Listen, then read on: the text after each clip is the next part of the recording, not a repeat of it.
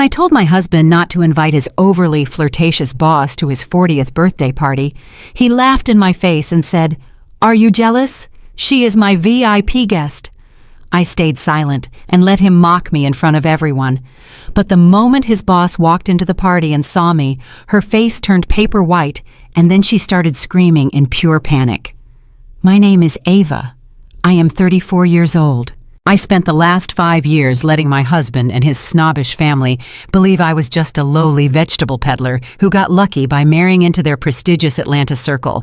Before I continue this story, let me know where you are watching from in the comments below. Hit the like button and subscribe if you have ever sat back and watched an arrogant man dig his own grave just so you could happily push him into it.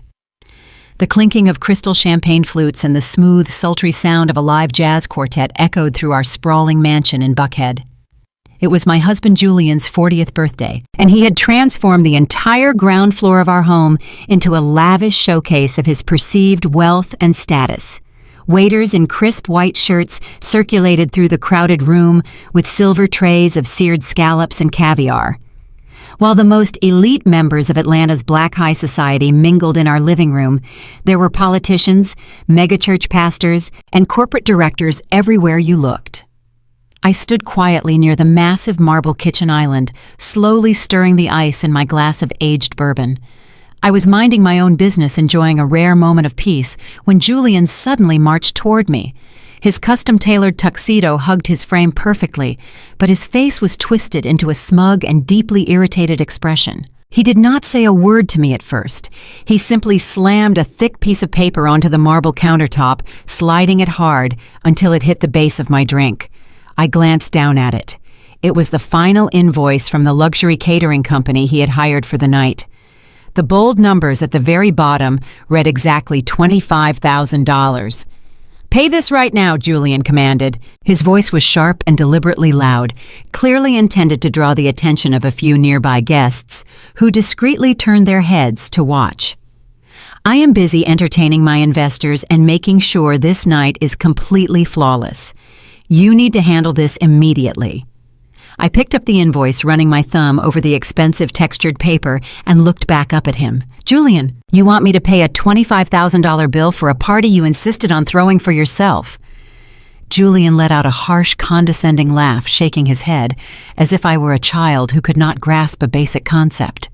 "Yes, Ava, I do. You work from home in your sweatpants all day, dealing with dirt and vegetables like some glorified farmer's market cashier. Meanwhile, I am the director of innovations at a major financial firm. I am out there grinding, making moves, building our empire, and maintaining our social standing. I have a critical image to uphold in this city. These people in our house right now are my colleagues, my partners, the people who actually matter in the real world. Since you do not contribute anything of real financial value to this household, besides those boring spreadsheets you do for your little farm project, the absolute least you can do is cover the food. Consider it your mandatory contribution to my birthday." Before I could even formulate a response to his staggering audacity, the heavy, suffocating scent of expensive floral perfume hit my nose. My mother-in-law Beatrice stepped up beside Julian. She was dressed in an elaborate emerald gown, her signature pearls resting heavily on her neck.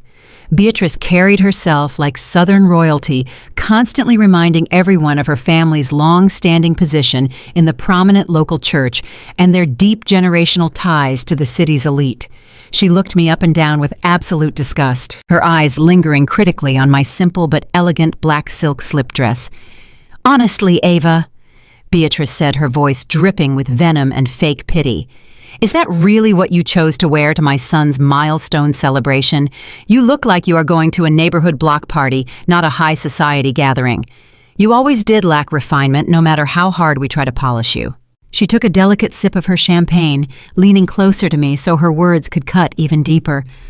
"I told Julian years ago that he should have married one of his sisters from the Alpha Kappa Alpha sorority, a woman with actual pedigree, a woman from our church family who understands the weight of our legacy and knows how to host people of our caliber. But my son has a bleeding heart. He took pity on a girl from the wrong side of South Atlanta.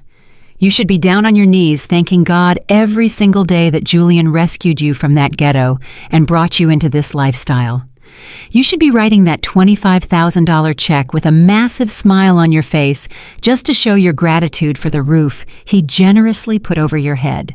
I listened to her toxic words, feeling the familiar, exhausting sting of their united cruelty. For years, Julian and Beatrice had treated me like a charity case. They genuinely believed that my business, a massive organic agricultural logistics network that supplied fresh produce to major grocery chains across the entire country, was just a cute little hobby. I had deliberately kept the true scale of my wealth hidden, letting Julian handle the mortgage from his account, while I quietly built a multi-million-dollar corporate empire from my home office. Because of my silence, they felt completely entitled to degrade me at every turn. They loved the power dynamic of the successful corporate husband and the dependent, uncultured wife. Julian crossed his arms, standing shoulder to shoulder with his mother, basking in her relentless defense of him. "Do not embarrass me tonight, Ava," he warned, pointing a manicured finger at my chest. "My boss is going to be here any minute. She is bringing a billionaire investor who is about to fund my new division with $10 million. This is the biggest night of my career. Do not stand here looking sullen and ghetto.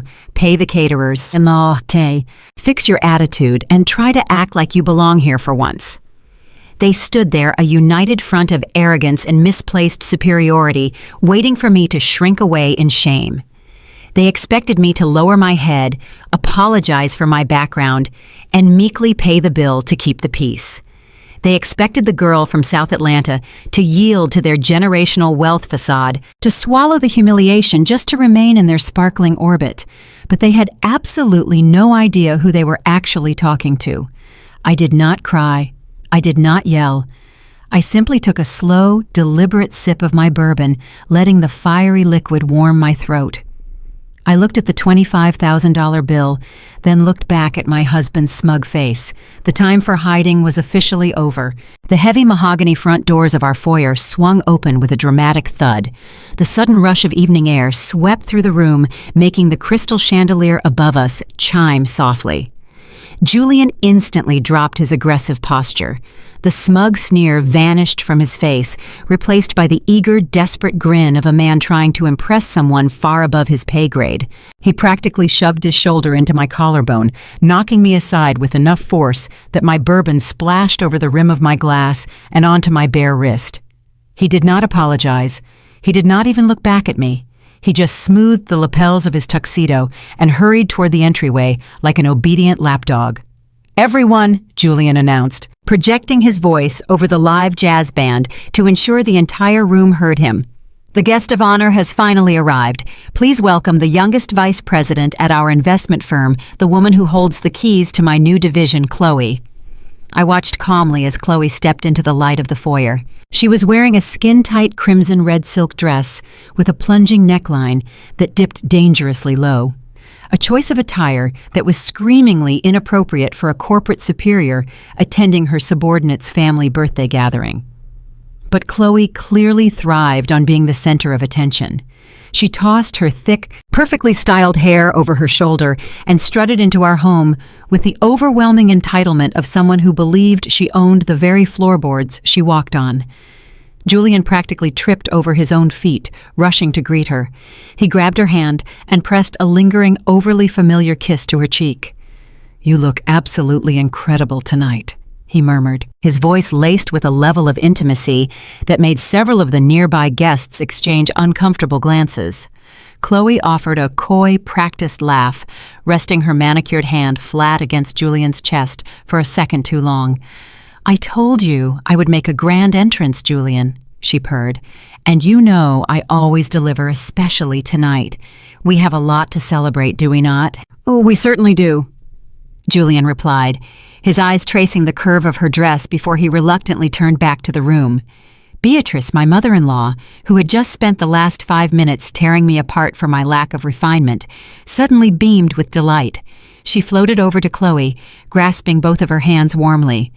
"Chloe, my dear," Beatrice gushed, "we are so utterly thrilled you could grace us with your presence. Julian speaks of your brilliance constantly. It is so refreshing to see a young, educated black woman commanding such power in the financial sector. You are exactly the kind of influence my son needs in his life." The hypocrisy in the room was so thick it was suffocating. I stood a few feet away watching my husband and his mother fawn over this woman. Chloe soaked up the praise, exchanging a knowing, triumphant look with Julian, before her gaze lazily drifted across the room and landed on me. She looked me up and down, her eyes narrowing as they took in my understated black slip dress and the lack of flashy diamonds on my neck. A cold, calculated smirk touched the corners of her bright red lips. She did not see a threat. She saw a target. Chloe closed the distance between us, her high heels clicking sharply against the marble floor. Julian followed closely behind her, making absolutely no effort to introduce me as his wife. "You must be the domestic help," Chloe said, her tone dripping with mock sweetness. She shrugged off her heavy white fur coat and practically threw it into my chest, forcing me to raise my arms to catch it before it hit the floor. "Be a sweetheart and hang this up in the coat room," she commanded, not breaking eye contact with me. "It is genuine mink, so ensure it does not touch anything damp. And while you are at it, fetch me a dirty martini, 3 olives extra cold, and go light on the vermouth. Do not make me wait too long." The sheer audacity of her words hung in the air. A few guests standing nearby suddenly found their drinks very interesting, turning away to avoid witnessing the blatant disrespect.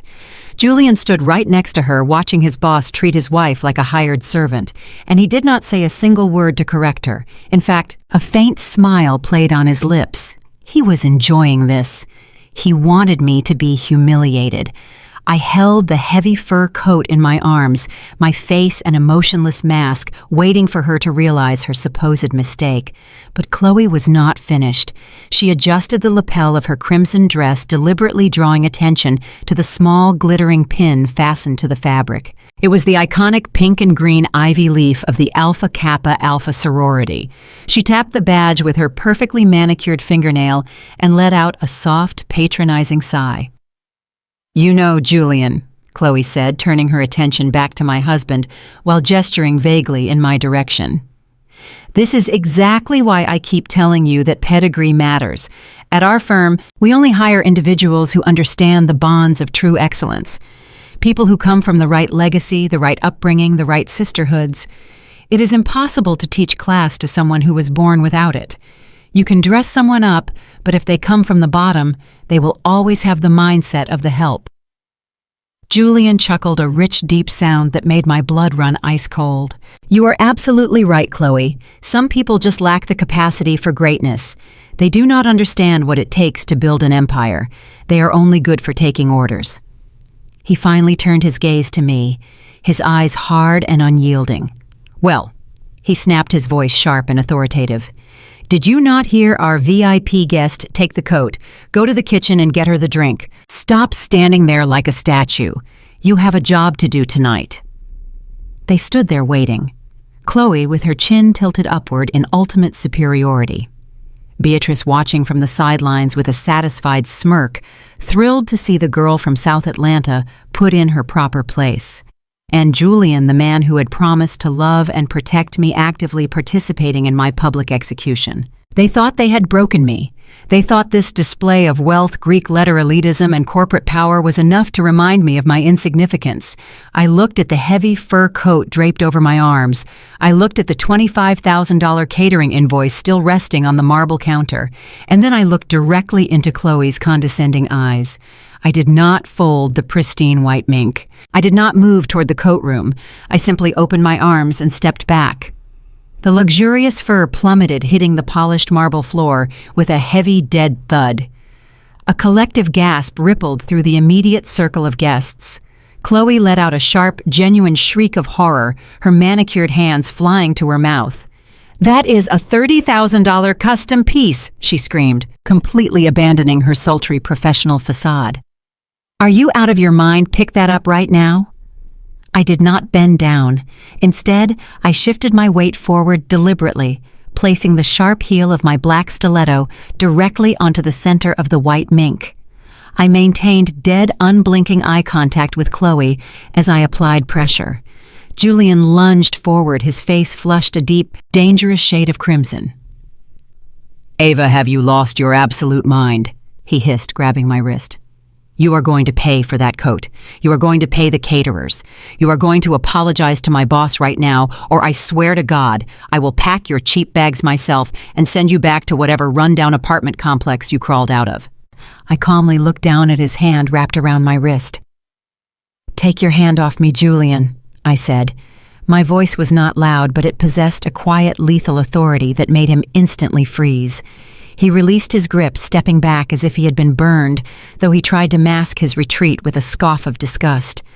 I turned my attention back to the marble kitchen island. I picked up the thick, textured paper of the $25,000 catering invoice. Julian sneered, crossing his arms over his custom tuxedo.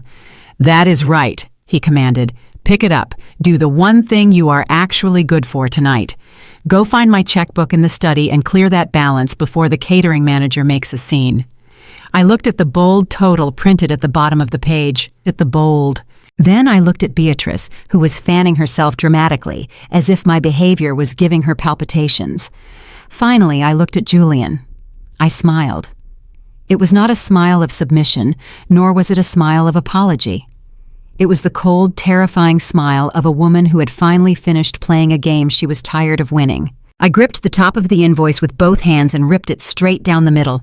The sound of the thick paper tearing echoed like a gunshot over the smooth jazz music. Julian's jaw dropped. Chloe stepped back, her eyes wide with shock. I placed the two torn halves together and ripped them again, tearing the $25,000 demand into useless, jagged quarters.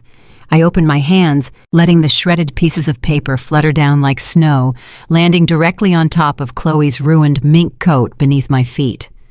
Julian looked like he was going to have a stroke. "What is wrong with you?" he roared, no longer caring who heard him. "That was the final invoice.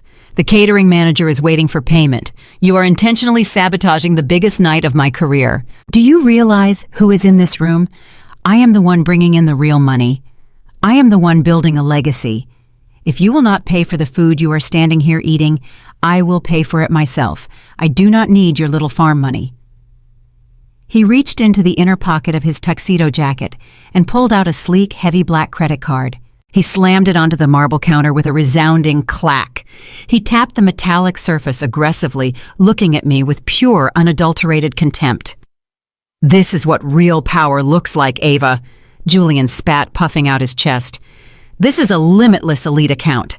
It is the reward for actual hard work, not playing in the dirt. I will pay the $25,000 right now, and then I am calling my lawyers in the morning. We are done. You are completely useless to me." I looked at the heavy black card resting on the marble. I knew that card intimately. I knew the exact account number, the expiration date, and the security code on the back. I knew it because I was the one who had authorized its creation. "Is that right?" I asked softly.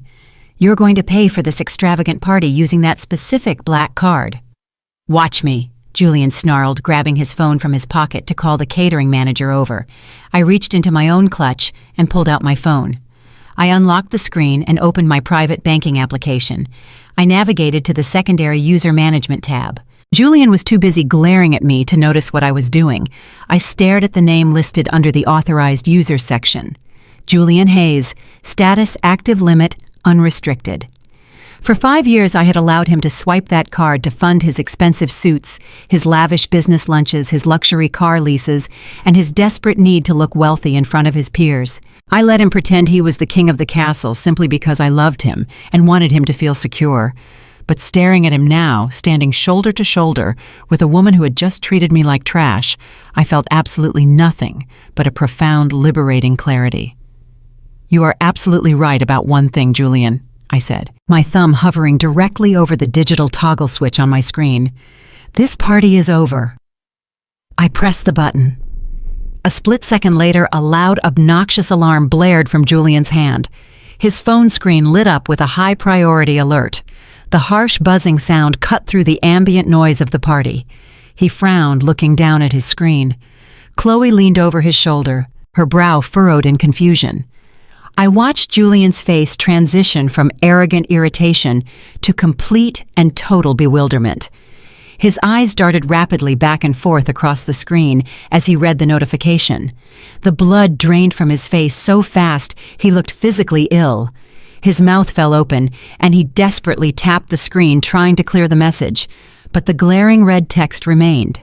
"Alert!" I said aloud, reciting the exact automated message I knew was burning into his retinas.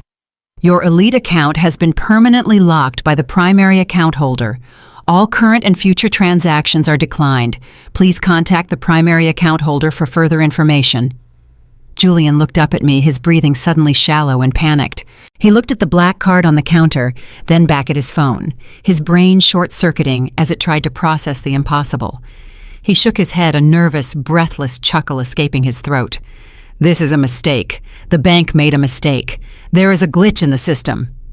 "There is no glitch, Julian," I replied, sliding my phone back into my clutch. "You love to talk about power. You love to boast about the elite circles you run in. You just told everyone in this room that you are the one bringing in the real money. But the truth is, you do not even own the plastic in your own pocket." I stepped closer to him, my voice dropping to a deadly whisper that only he, Chloe, and Beatrice could hear. "That black card is not a reward for your corporate grind. It is a supplementary card. It is a secondary account tied directly to my corporate trust. You have been funding your entire luxurious lifestyle with my money, and as of this exact second, your free trial has expired. You are officially cut off." Julian stood frozen, his perfect world shattering into a million irreparable pieces right in front of his VIP guest. He had no money to pay the caterers. He had no money to pay for the champagne. He had no money to fund the fraudulent image he had sold to everyone in this room. He was entirely, devastatingly broke. And judging by the panicked, furious footsteps rapidly approaching us from the hallway, his nightmare was only just beginning. The heavy, rhythmic thud of expensive leather dress shoes against the hardwood floor cut through the tense silence that had fallen over the kitchen. The crowd parted instantly, murmuring in hushed tones, as a tall, imposing figure strode through the sea of Atlanta's elite. He moved with an inherent aggressive sense of ownership, his posture radiating the kind of unearned confidence that only came from a lifetime of never being told no. It was Connor. He was Julian's brother-in-law, married to Julian's younger sister, Gabrielle. Connor was a wealthy, highly connected commercial real estate developer, and he never let anyone in the family forget it. He wore a bespoke navy suit that probably cost more than most people's cars, his golden blonde hair perfectly slicked back, his tanned face set in a deep scowl of disapproval. He walked with long, deliberate strides, bypassing the whispering guests and marching directly into our standoff at the Marble Island. Connor did not even look at me when he first arrived. He placed a heavy, protective hand on Julian's shoulder, acting as the ultimate shield for my panicked husband. "Is there a problem here, Julian?" Connor asked. His voice was incredibly loud, projecting a booming authoritative tone designed to immediately establish him as the smartest and most rational person in the room. I could hear a commotion from all the way across the hall. What exactly is going on? Before Julian could formulate a coherent sentence to explain that his credit cards were completely dead, Connor's gaze dropped to the floor. He saw the shredded pieces of the $25,000 catering invoice scattered across the marble tiles. He saw Chloe's priceless white mink coat lying crumpled and discarded near my black stiletto. Connor let out a long, exaggerated sigh. He pinched the bridge of his nose, shaking his head as if he were dealing with a deeply unruly toddler who had just thrown a tantrum in a grocery store. He finally turned his attention to me, his pale blue eyes practically glowing with condescension. "Ava," Connor began lowering his voice into a patronizing, overly calm register. "Let us all just take a collective breath. You need to lower your voice and step back. You are making an absolute spectacle of yourself, and it is entirely uncivilized." I had not raised my voice once. I had not yelled. I had barely spoken above a conversational volume. Yet here was Connor instantly deploying the classic narrative of the angry, aggressive woman who needed to be pacified by a rational man. I stared at him, my face completely blank. "Uncivilized," I repeated smoothly.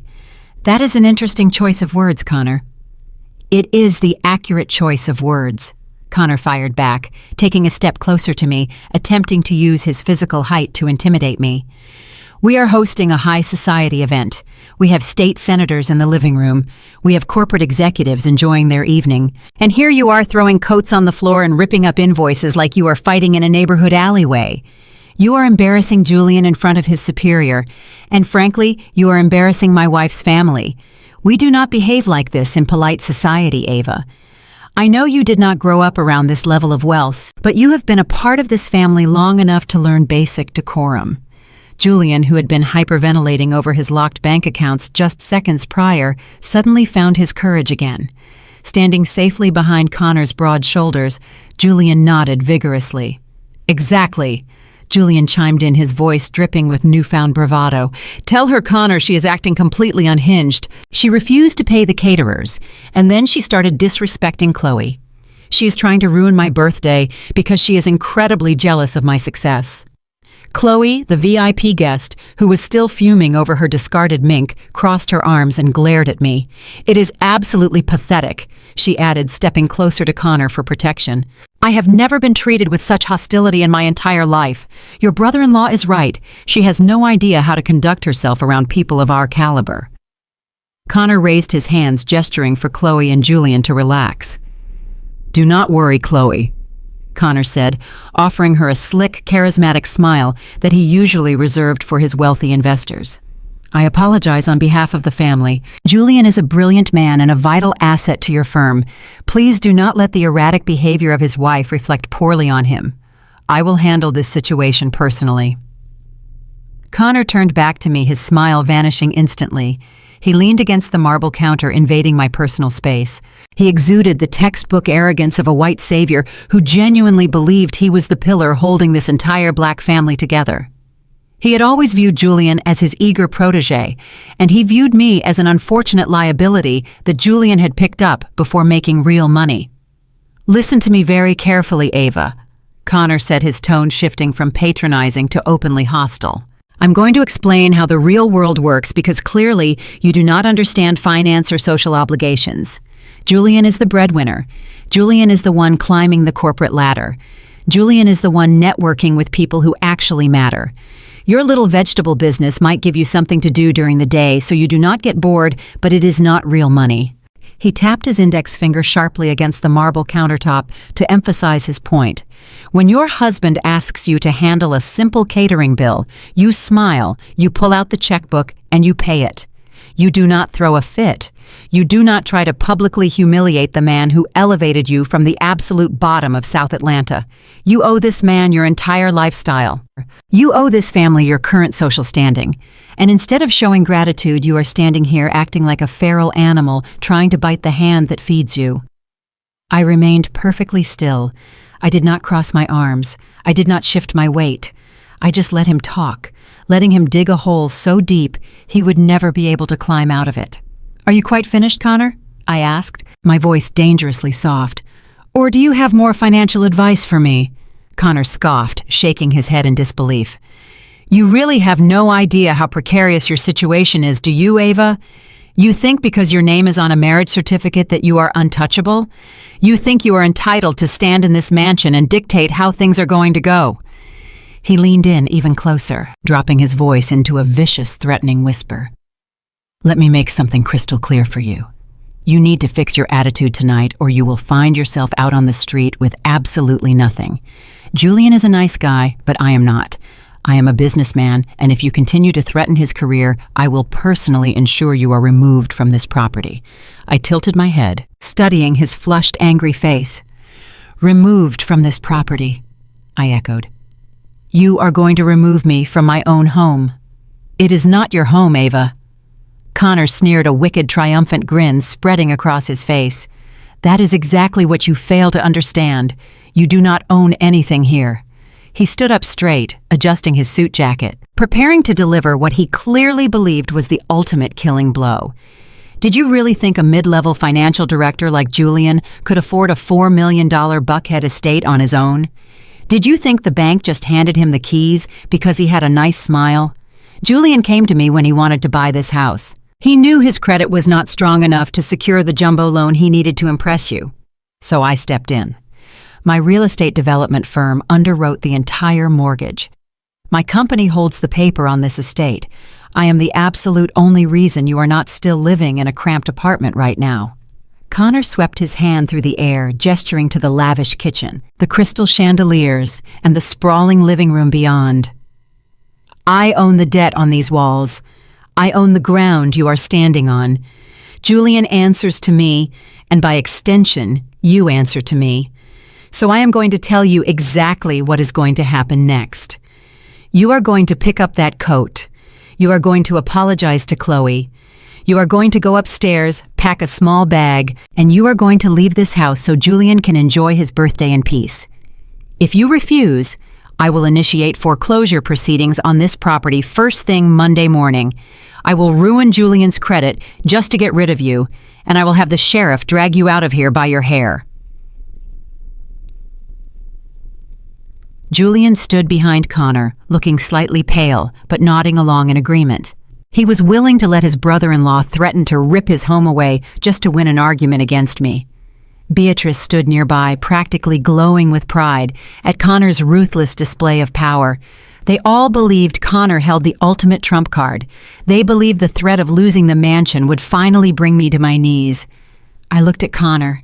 I looked at the fierce, unwavering arrogance in his pale blue eyes. He genuinely thought he was a titan of industry, putting a naive woman in her place. He had absolutely no idea that I already knew exactly what he and Julian had done with the paperwork for this house. He had no idea that I had been waiting for this exact moment to let him hang himself with his own words. I turned on my heel, leaving Connor standing there with his chest puffed out like a proud rooster. Let them think his threat of foreclosure had paralyzed me. Let them believe the girl from South Atlanta was finally retreating into the shadows where they assumed she belonged. I navigated through the sea of guests, keeping my face a mask of absolute stone, and slipped into the dim, quiet corridor leading to the butler's pantry. I needed a glass of water. More importantly, I needed exactly 60 seconds in silence to align my next strike. The pantry was separated from the main hallway by a heavy, ornate wooden partition with carved slats that allowed me to see out without being seen.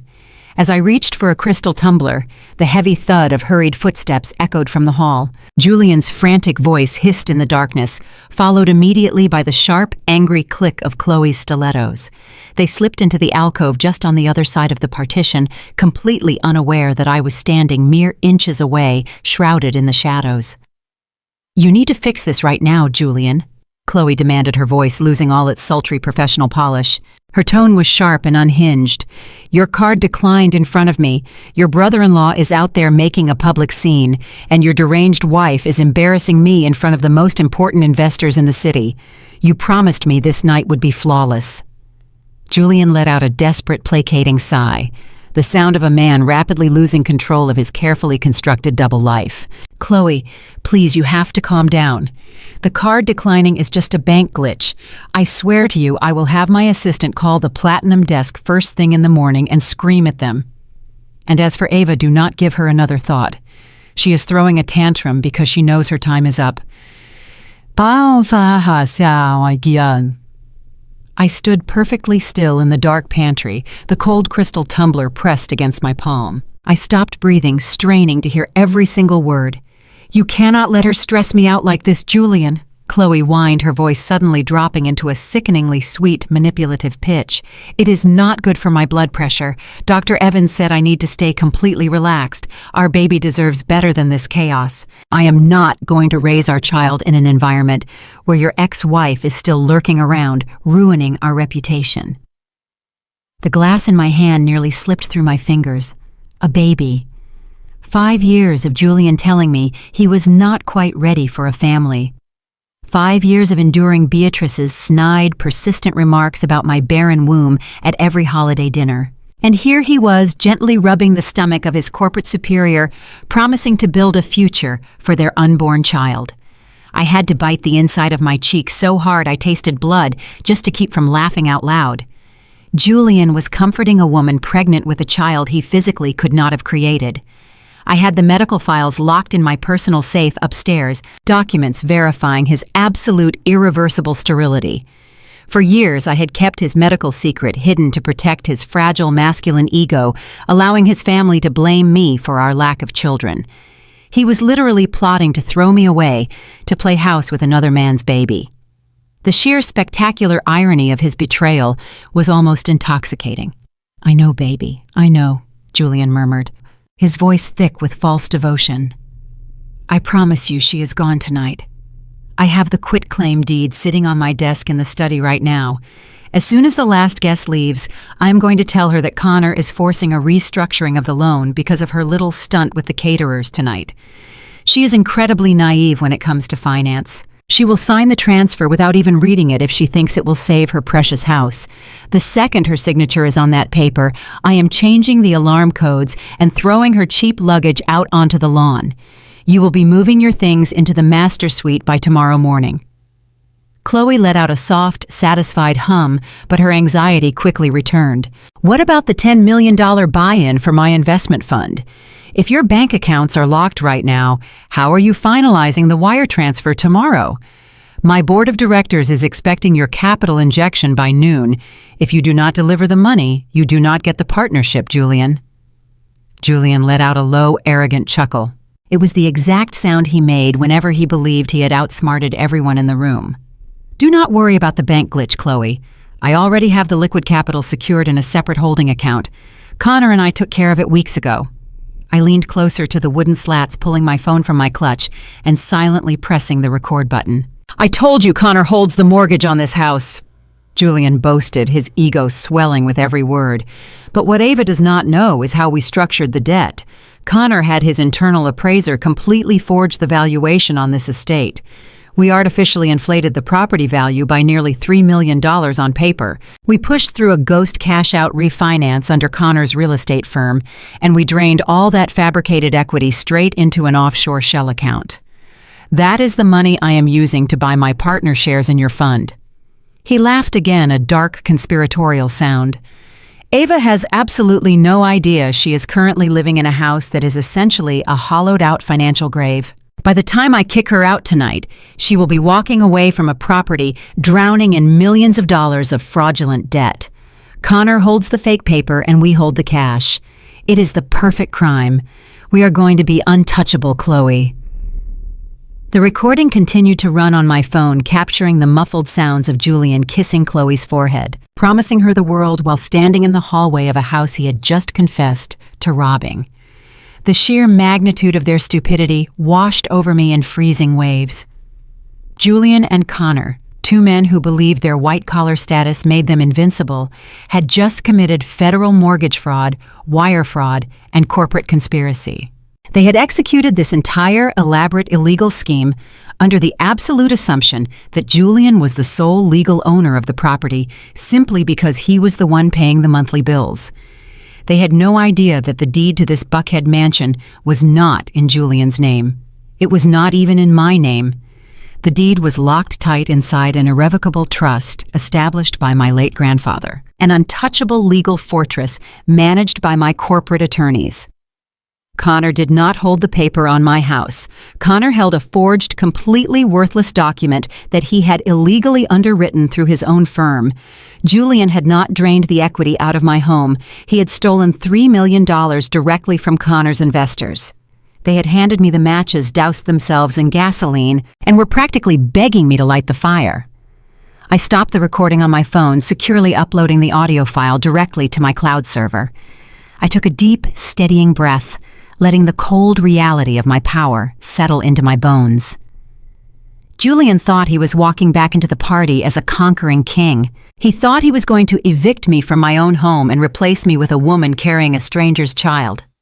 I set my crystal tumbler down on the pantry counter. It was time to step out of the shadows. It was time to let the VIP guest meet the real owner of the house. I pushed past the carved wooden partition, my heels clicking sharply against the hardwood. Julian and Chloe jumped violently, pulling away from each other. Julian's eyes darted to the crystal tumbler in my hand, then to my face, panic instantly replacing his arrogant smirk. He opened his mouth to speak, to spin whatever desperate lie he had ready, but I did not even look at him. I walked straight past them, making my way back into the glaring lights of the main kitchen. Connor was still leaning against the marble island, holding a fresh glass of bourbon, looking entirely too pleased with himself. Beatrice was standing beside him, nodding along to whatever condescending remark he had just made. The crowd of guests had thinned slightly, giving our area a wide berth, though everyone was still watching intensely from the periphery. I stopped directly across from Connor. I opened my clutch and bypassed my phone, reaching into the hidden zippered pocket. My fingers wrapped around a thick folded piece of paper I had retrieved from Julian's home office safe 2 days ago. I pulled it out and tossed it onto the marble island. It landed with a soft slap right beside the shredded catering invoice and the heavy black credit card that had just humiliated my husband. Connor frowned, looking down at the document. "What is this, Ava?" he asked, his tone dripping with mock exhaustion. "Another bill you cannot afford to pay." "It is a copy of the power of attorney you and Julian filed last month," I said, my voice carrying clearly across the quiet kitchen. "The one you used to authorize a $3 million cash-out refinance on this estate through your commercial development firm. The one bearing my signature."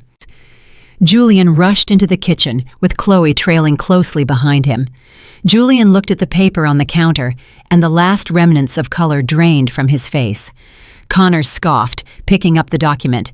He barely glanced at it before tossing it back down onto the marble. "You are my brother-in-law's wife. Julian manages the household finances. It is standard community property procedure. If you are upset about how Julian leverages his assets, take it up with him in couples counseling. Do not bring your domestic squabbles to my firm." "You are a real estate developer, Connor," I said, maintaining my icy composure. "You pride yourself on your meticulous attention to detail. You underwrote a multi-million-dollar loan, approved a ghost appraisal, and wired the funds to an offshore shell account, all based on this single sheet of paper. Did you ever actually verify who holds the deed to this house?" Connor rolled his eyes, taking a slow sip of his bourbon. "Julian holds the deed. I saw the title search myself." "No. Julian provided you with a title search he paid someone to alter," I corrected. "If you had done your own due diligence, if your monumental arrogance had not blinded you to standard legal procedure, you would have discovered a very uncomfortable truth."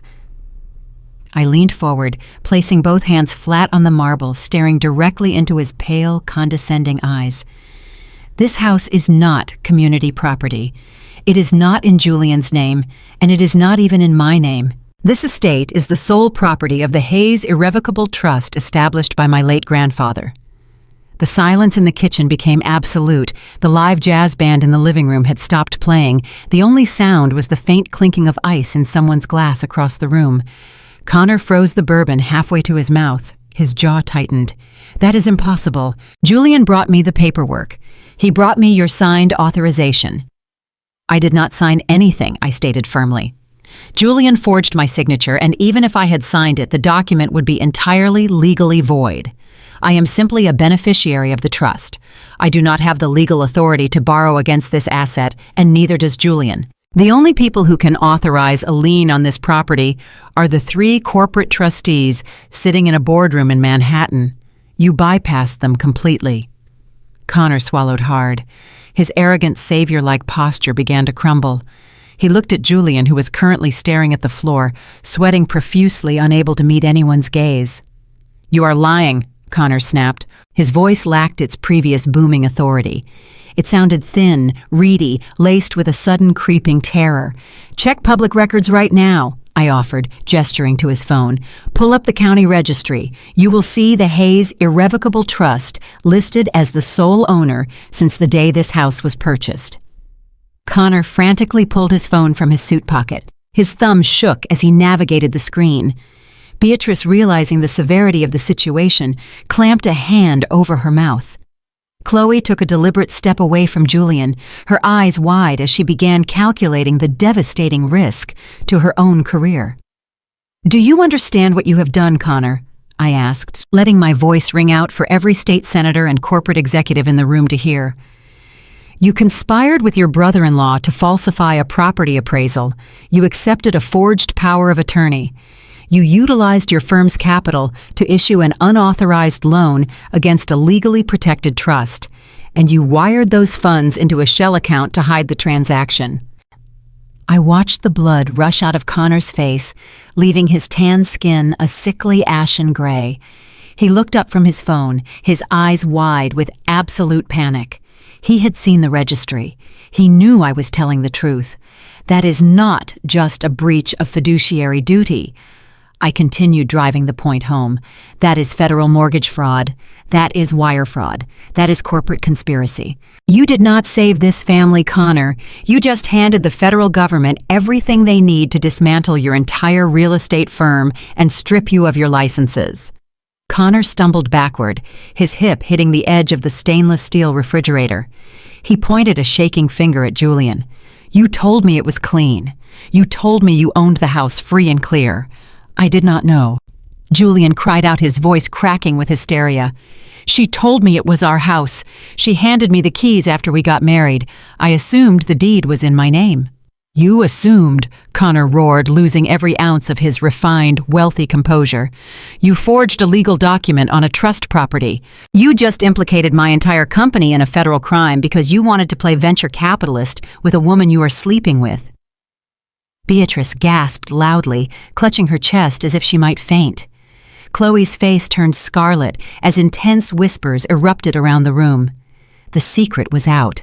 Julian's carefully manicured life was imploding spectacularly, taking his wealthy, arrogant brother-in-law down with him. I stood tall, absorbing the absolute chaos I had just unleashed.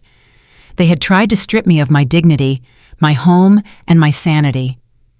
Now they were staring down the barrel of a federal indictment. Connor stared at the document on the marble island as if it had suddenly caught fire. His pale blue eyes darted back and forth across the legally binding seals and the undeniable signature of the corporate trustee. The heavy booming authority he had weaponized just moments ago evaporated into the cold, sterile air of the kitchen. He began to pace the length of the marble floor, his breathing turning shallow and ragged. He ran his hands through his perfectly slicked-back hair, ruining the expensive styling. A trust, Connor muttered, his voice trembling. You put the deed in a trust. He stopped pacing and lunged at Julian, grabbing him by the lapels of his custom tuxedo. You told me the title search came back clear. You swore to me you held the deed to this property. Julian shrank back, raising his hands in a desperate defensive gesture. Connor! I swear I did not know. She gave me the keys after the wedding. I am the one who pays the property taxes. I assumed it was under my name. Paying the taxes does not give you the title, you absolute idiot, Connor roared, shoving Julian backward so hard he slammed into the stainless steel refrigerator. My firm processed a $3 million ghost loan based on a forged power of attorney. My personal signature is on the transfer authorization. The Securities and Exchange Commission is going to dismantle my entire company by Tuesday morning. I am facing 10 to 20 years in federal prison because you wanted to play venture capitalist with a woman you are sleeping with. Connor whipped around to face me, his previous arrogance entirely replaced by raw, unadulterated terror. Ava, listen to me, he pleaded, taking a step forward with his hands raised in surrender. We can fix this. I can reverse the wire transfer. I can pull the funds back from the offshore shell account before the federal regulators flag the transaction. We can tear up the loan documents. It will be like it never happened. I looked at him with absolute zero sympathy. You do not get to put the money back just because you realize the vault was rigged, Connor. You committed the fraud. You will face the consequences. Julian, seeing his powerful, untouchable brother-in-law reduced to a begging, terrified mess, realized he was rapidly losing control of the narrative. The surrounding guests were whispering, pointing, and recording the entire exchange on their phones. Chloe was glaring at him, her eyes narrowing as she mentally calculated the risk to her own career. Julian needed a lifeline. He needed to reassert his dominance not just to save face, but to convince himself that he was still the king of the castle. Julian aggressively straightened his tuxedo jacket and let out a loud, forced laugh. It was a hollow, desperate sound that echoed awkwardly through the high ceilings of the kitchen. Fine. Julian announced, puffing out his chest and lifting his chin. "Keep the house, Ava. Keep your grandfather's archaic little trust fund. You think keeping $3 million out of my hands is going to ruin me? You think I actually need this dusty old property to build my empire?" When he walked over to Chloe, wrapping his arm securely around her waist, he looked at me with a smirk of pure, unhinged delusion. "Tell her, Chloe," Julian commanded, his voice dripping with arrogance. "Tell my pathetic, soon-to-be ex-wife about the real money. Tell her why we do not need a single dime of her fake equity." Chloe immediately straightened her posture, adjusting the neckline of her crimson silk dress. She recognized the pivot and smoothly stepped back into her role as the high-powered corporate executive. She shot me a look of profound pity. "Julian is absolutely right," Chloe declared, her voice projecting clearly to the remaining guests. "The $3 million from this house was simply a minor buy-in. It was a good faith deposit to show my firm that he was serious, but the actual capital is coming straight from the top. My superior, the primary silent investor of the Apex Fund, has personally reviewed Julian's portfolio. The big boss is directly backing Julian's new division. $10 million in clean, legitimate venture capital is being wired into our joint corporate account tomorrow morning at exactly 9 o'clock. Julian beamed, his chest swelling with ultimate triumph. "Did you hear that, Ava? $10 million? I am becoming a managing partner at the most ruthless investment firm in Atlanta. We are going to buy an estate 3 times the size of this one. You thought you could trap me with a mortgage stunt, but you just set me free. I am stepping into a completely different stratosphere of wealth, and you are going to be left behind with nothing but a crumbling house." The magic words had been spoken. $10 million. That staggering figure acted like a powerful narcotic on Julian's parents. Beatrice, who had been clutching her pearls in silent horror during Connor's meltdown, suddenly found her voice. The undeniable promise of extreme wealth instantly erased the reality that her son had just committed federal wire fraud. It erased the fact that he was publicly flaunting his pregnant mistress. In Beatrice's eyes, $10 million absolved Julian of every single sin. Beatrice stepped out from the shadows of the hallway, her husband, Reverend Thomas, marching right beside her. "I always knew you were nothing but a vindictive, small-minded girl," Beatrice spat, pointing a manicured finger directly at my face. "You have been an absolute anchor around my son's neck since the day he met you. You tried to trap him in this dusty house. You tried to clip his wings because you knew you could never rise to his level. You are just a bitter, jealous woman throwing a tantrum because a real man finally outgrew you." Reverend Thomas nodded solemnly, clasping his hands together and utilizing his deepest, most pious preaching voice. He looked at me with profound, performative disappointment. "The Lord removes obstacles from the paths of the righteous, Ava," Reverend Thomas proclaimed, his voice booming with hypocritical authority. "You are an obstacle. You stand here filled with spite and malice, trying to destroy my son's reputation simply because he is destined for greatness. Julian is joining forces with a woman of true pedigree and corporate power." The Reverend gestured toward Chloe as if she were a virtuous saint, rather than a woman actively destroying a marriage. "Chloe understands what it takes to build a legacy. You only know how to tear things down. It is time for you to pack your belongings and vacate the premises. You do not belong in Julian's bright future." Beatrice scoffed loudly, stepping closer to her son. "She does not belong anywhere near our family. Julian, darling, call security right now. Have them escort this bitter woman off the property. She can take her little trust documents and go back to whatever pathetic, miserable life she was living before you generously rescued her from obscurity." Connor was still hyperventilating in the corner, furiously dialing his legal team on his cell phone, completely ignored by the Hayes family. They were entirely blinded by the glittering illusion of the Apex Fund. They were so intoxicated by the idea of Julian becoming a multimillionaire that they had completely detached from reality. Julian looked at me, a cruel, victorious smile spreading across his face. "You heard my parents, Ava. The game is over. Tomorrow morning, I become a $10 million partner.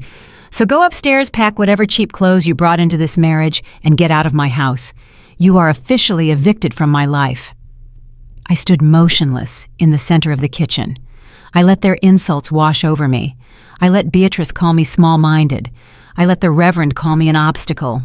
I let Julian bask in his grand delusion of corporate supremacy. They had built a towering glass castle in their minds, entirely constructed upon the foundation of the Apex Fund. They had absolutely no idea who actually owned that foundation. They believed the silent investor, the mysterious big boss of the Apex Fund, was an untouchable titan of industry operating from the shadows. They believed this faceless billionaire was going to hand Julian $10 million and elevate him to the highest echelons of Atlanta society. I looked at Julian's smug face, then at Chloe's triumphant smirk. I reached into my clutch once more. I pulled my phone from the silk lining of my clutch, my thumb resting lightly on the cool glass screen. Julian was still practically vibrating with arrogant energy, his chest puffed out as he looked down his nose at me. He was completely intoxicated by the fantasy of his impending financial salvation. To him, the imaginary influx of cash was a magic eraser, an instant cure for his crimes, his infidelity, and his spectacular failure as a decent human being. "You see, Ava," Julian gloated, his voice dripping with condescension. "You thought you could back me into a corner with this little trust fund revelation. You thought cutting off a credit card would ruin me, but you do not understand how real power works. I do not need your house. I do not need your money because my future is secured by someone who actually operates on my level." He gestured grandly toward the hallway, just as the heavy, rhythmic click of stilettos echoed against the marble. The visual focus of the room snapped rapidly from Julian's flushed, arrogant face straight to the grand entryway. The transition was sharp and jarring. The ambient lighting in the room shifted instantly. I tapped a hidden command on my smart home application, and the massive tiered crystal chandelier suspended above the grand foyer flared to life.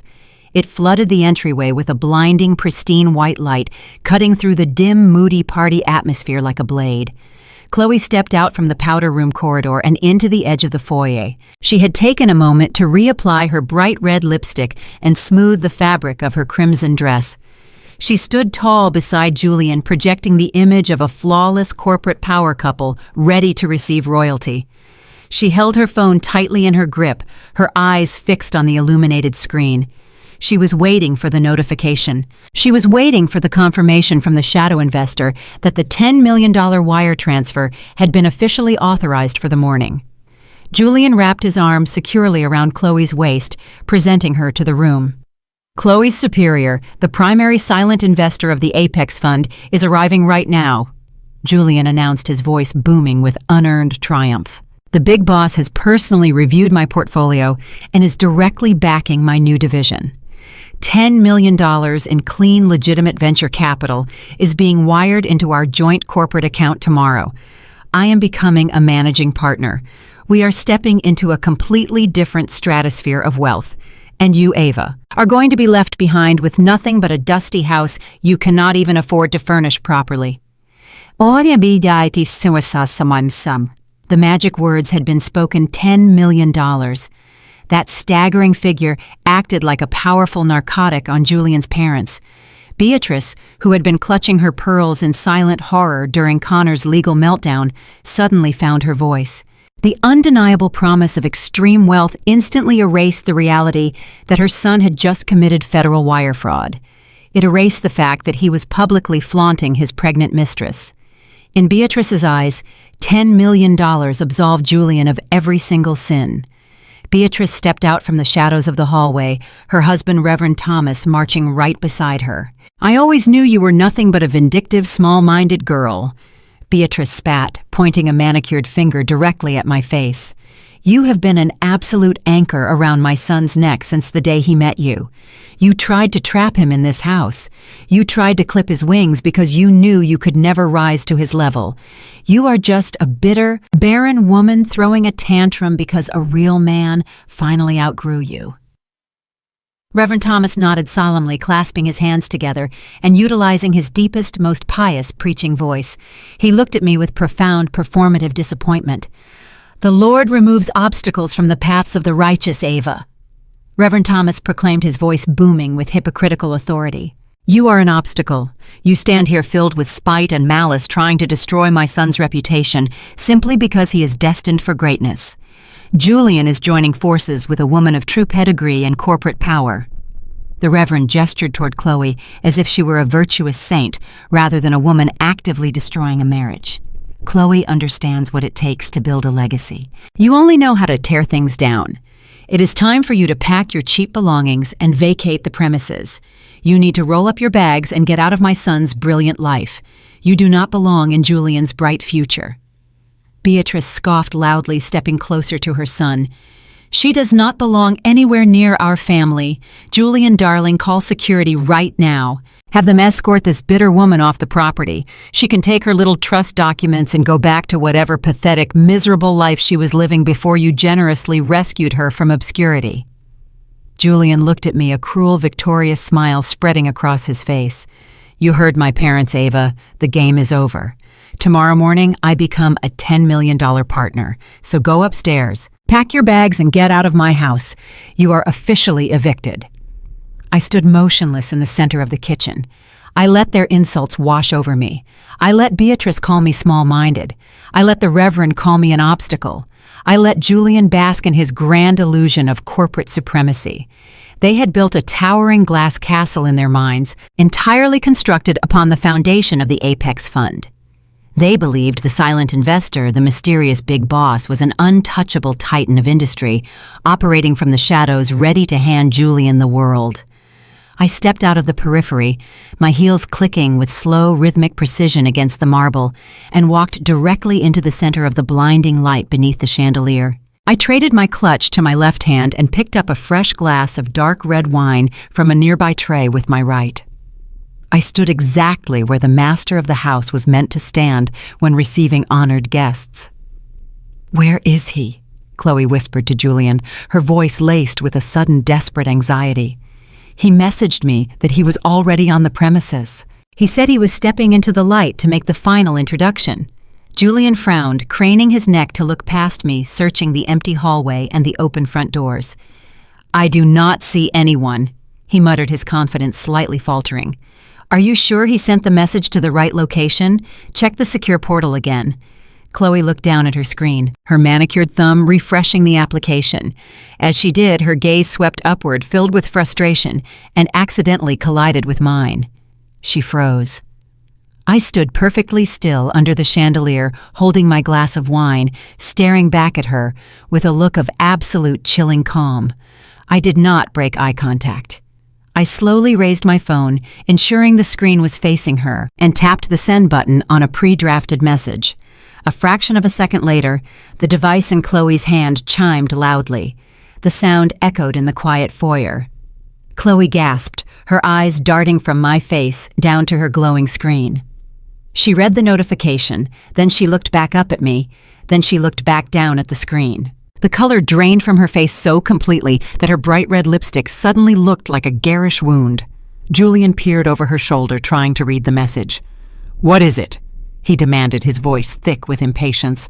"Did he authorize the transfer? Is the money cleared? Tell me he cleared the money. Chloe?" Chloe could not speak. Her mouth opened, but no sound came out. Her hands began to tremble so violently that she nearly dropped her phone onto the marble floor. She took a slow, horrified step away from Julian, her eyes locked entirely on me. The message she had just received on her highly encrypted, ultra-secure executive portal was a single devastating sentence.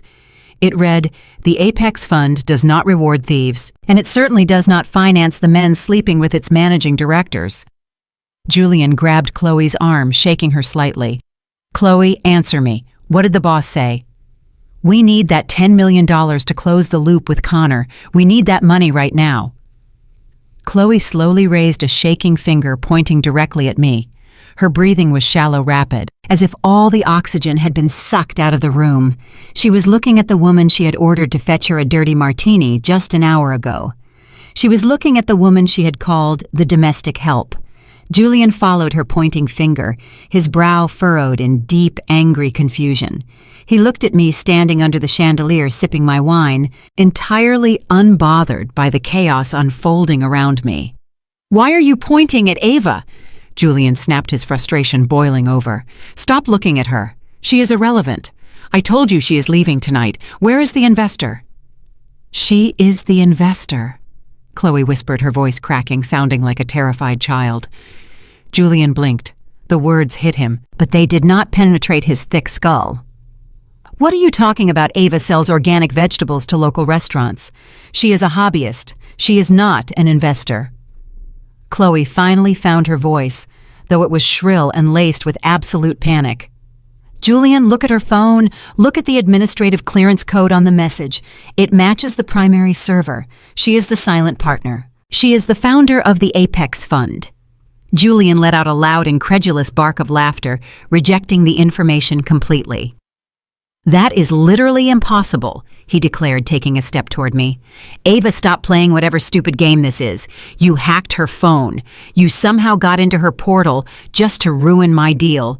This is exactly why my mother hates you. You are a vindictive, miserable woman trying to destroy my life because you know you cannot survive without me. I took a slow sip of my wine, savoring the rich, full-bodied flavor. I lowered the glass and offered Julian a smile that was entirely devoid of warmth. Survive without you, Julian? I asked softly, my voice carrying an effortless authority that commanded the attention of the entire room. You have not paid a single real bill in 5 years. You drive a car leased under my holding company. You wear suits paid for by an account I monitor. You are standing in a house owned by my grandfather's trust. You have spent our entire marriage playing the role of a wealthy corporate king, completely unaware that you were doing it on my stage, using my props and spending my money. Julian shook his head, his face contorting into a mask of pure denial. You are lying. You are a community college graduate from the South Side. You do not have $10 million to inject into a venture capital fund. I do not have $10 million, Julian. I corrected him, my voice turning to ice. The Apex Fund currently manages over $800 million in diversified assets. I built it from the ground up right after my grandfather left me the initial seed capital. I kept my name off the public registry to avoid the exact kind of parasitic, opportunistic leeches that are currently standing in my foyer. Leeches like your brother-in-law, leeches like your ambitious little girlfriend, and leeches like you. Beatrice let out a high-pitched wail, her knees buckling slightly as Reverend Thomas caught her by the arm. The realization was finally slamming into them with the force of a freight train. The woman they had relentlessly mocked, the woman they had treated like a peasant, allowed to dine at the king's table, was the actual monarch. Chloe looked like she was going to be sick. She realized she had not just insulted Julian's wife. She had actively insulted the sole owner of the fund she worked for. She had brought her pregnant belly into the home of the woman who held the absolute power to terminate her career, freeze her assets, and blacklist her from the financial sector permanently. You cannot be the head of Apex. Julian stammered, his voice dropping to a desperate, ragged whisper. His entire identity, his entire sense of superiority was actively disintegrating. I am the breadwinner. I am the vice president of my firm. I am the one with the pedigree. You have a fancy title at a mediocre firm, and you are about to be indicted for federal mortgage fraud, I reminded him smoothly. I warned you earlier that your free trial had expired. I meant it. The $10 million wire transfer you were banking on has been permanently canceled. The supplementary credit cards you used to fund your fake lifestyle have been deactivated, and that little fraudulent loan you and Connor engineered, my attorneys have already forwarded the forged documents to the federal authorities. I took one final step forward, closing the distance between us. Julian looked small, terrified, and utterly defeated. Now, I said, my voice ringing out with absolute finality. Pack your bags, Julian. You and your pregnant girlfriend have exactly 10 minutes to vacate my property before I have security throw you both onto the street. My fingers bypassed the phone and grasped a heavy matte black titanium card hidden in the silk lining. It was not a credit card. It was the master access key for the Apex Fund executive portal, embossed with the company's silver crest and a single initial A. Hayes. I tossed the metal card onto the glass entryway table. It landed with a sharp, heavy clatter that cut through the silence of the foyer. Beside it, I placed the official termination order I had drafted at 6 o'clock this morning. It bore the heavy raised stamp of the Apex corporate seal and my unredacted signature at the bottom line. You are waiting for the final wire transfer authorization, Chloe, I said, my voice eerily calm, resonating through the high ceilings. I believe you were expecting an electronic confirmation from the primary investor to finalize Julian's grand illusion. But since I was already attending the party, I decided to deliver your final paperwork in person.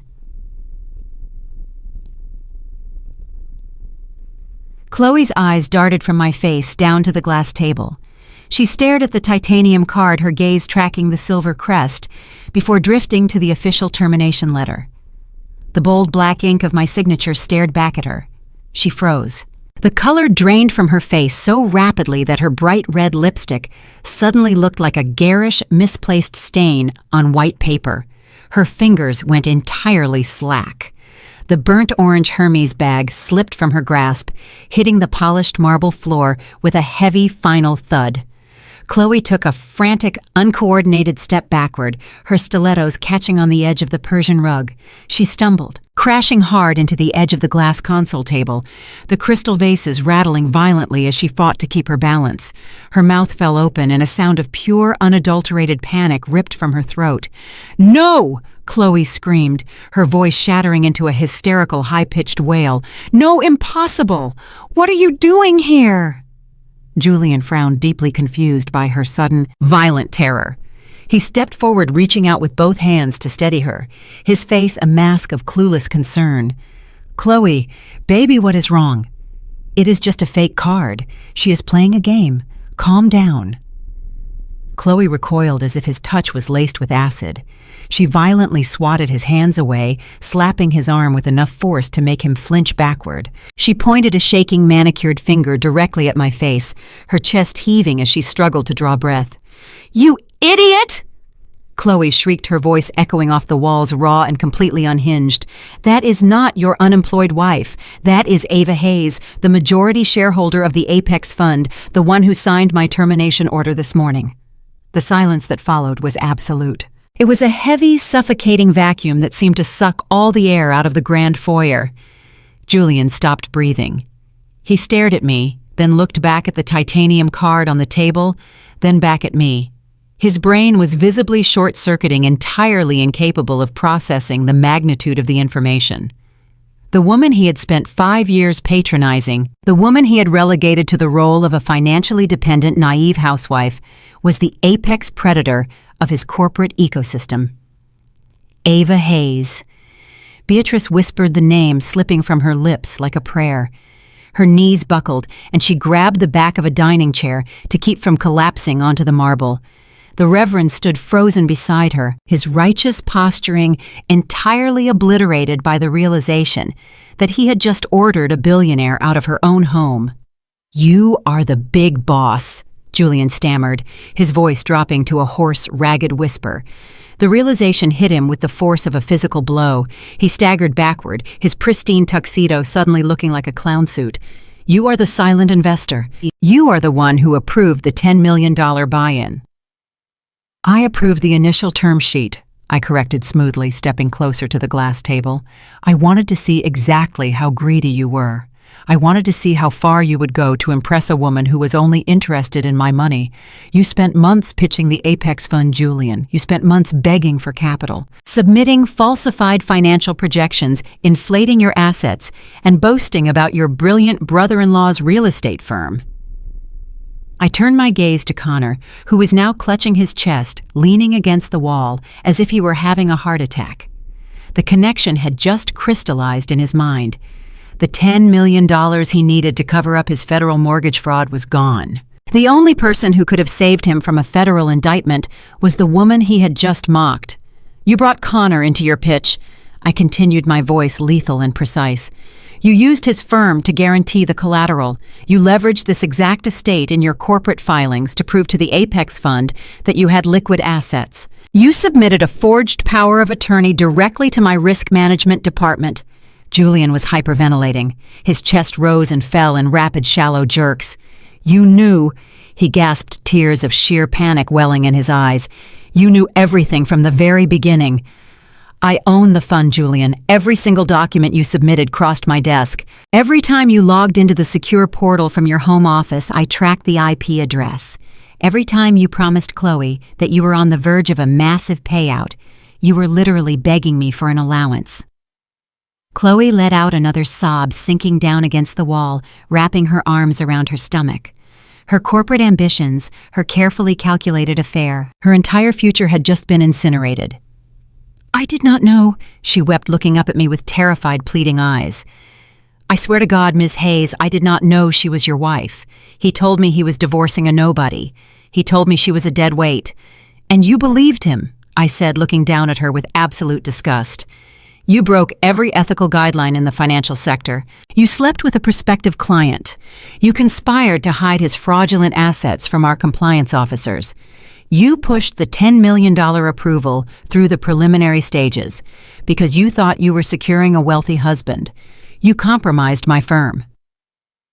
I picked up the termination letter from the table and dropped it directly onto Chloe's lap. "Your termination is effective immediately," I stated, leaving no room for negotiation. "Your company stock options are voided due to gross professional misconduct. The non-compete clause in your contract will be strictly enforced by my legal team. You will never work in corporate finance again. You threw away a brilliant career for a man who does not even own the suit he is wearing." Julian fell to his knees. The great arrogant Julian, the man who had strutted through this party like a conquering king, was now kneeling on the marble floor of my foyer, openly weeping. "Ava, please." Julian begged, his hands reaching out to grab the hem of my dress. I took a sharp step back, refusing to let him touch me. "Please, Ava, you cannot do this. We are married. I am your husband. We can fix this. I will end it with her right now. I will walk away from the deal. Just do not call the authorities. Please do not let them send me to prison." Beatrice, trying to process the absolute destruction of her son, attempted to completely flip her attitude. "Ava, dear," Beatrice stammered, stepping forward with her hands clasped in front of her chest in a grotesque display of sudden affection. The speed at which she abandoned her previous venom was dizzying. "We did not mean those things. You must understand we were simply caught up in the heat of the moment. We have always loved you like a daughter. Julian made a terrible, foolish mistake. But he is family. You have the power to fix this. You have the money to make all of these nasty legal problems disappear." I turned my gaze to Beatrice, letting the absolute coldness in my eyes freeze her in her tracks. "Do not patronize me, Beatrice. 5 minutes ago you called me a barren, vindictive woman and ordered me out of my own home. You cheered while your son paraded his pregnant mistress in front of my face. You worshipped the money you thought he was stealing, and now you want to beg for the money I rightfully own."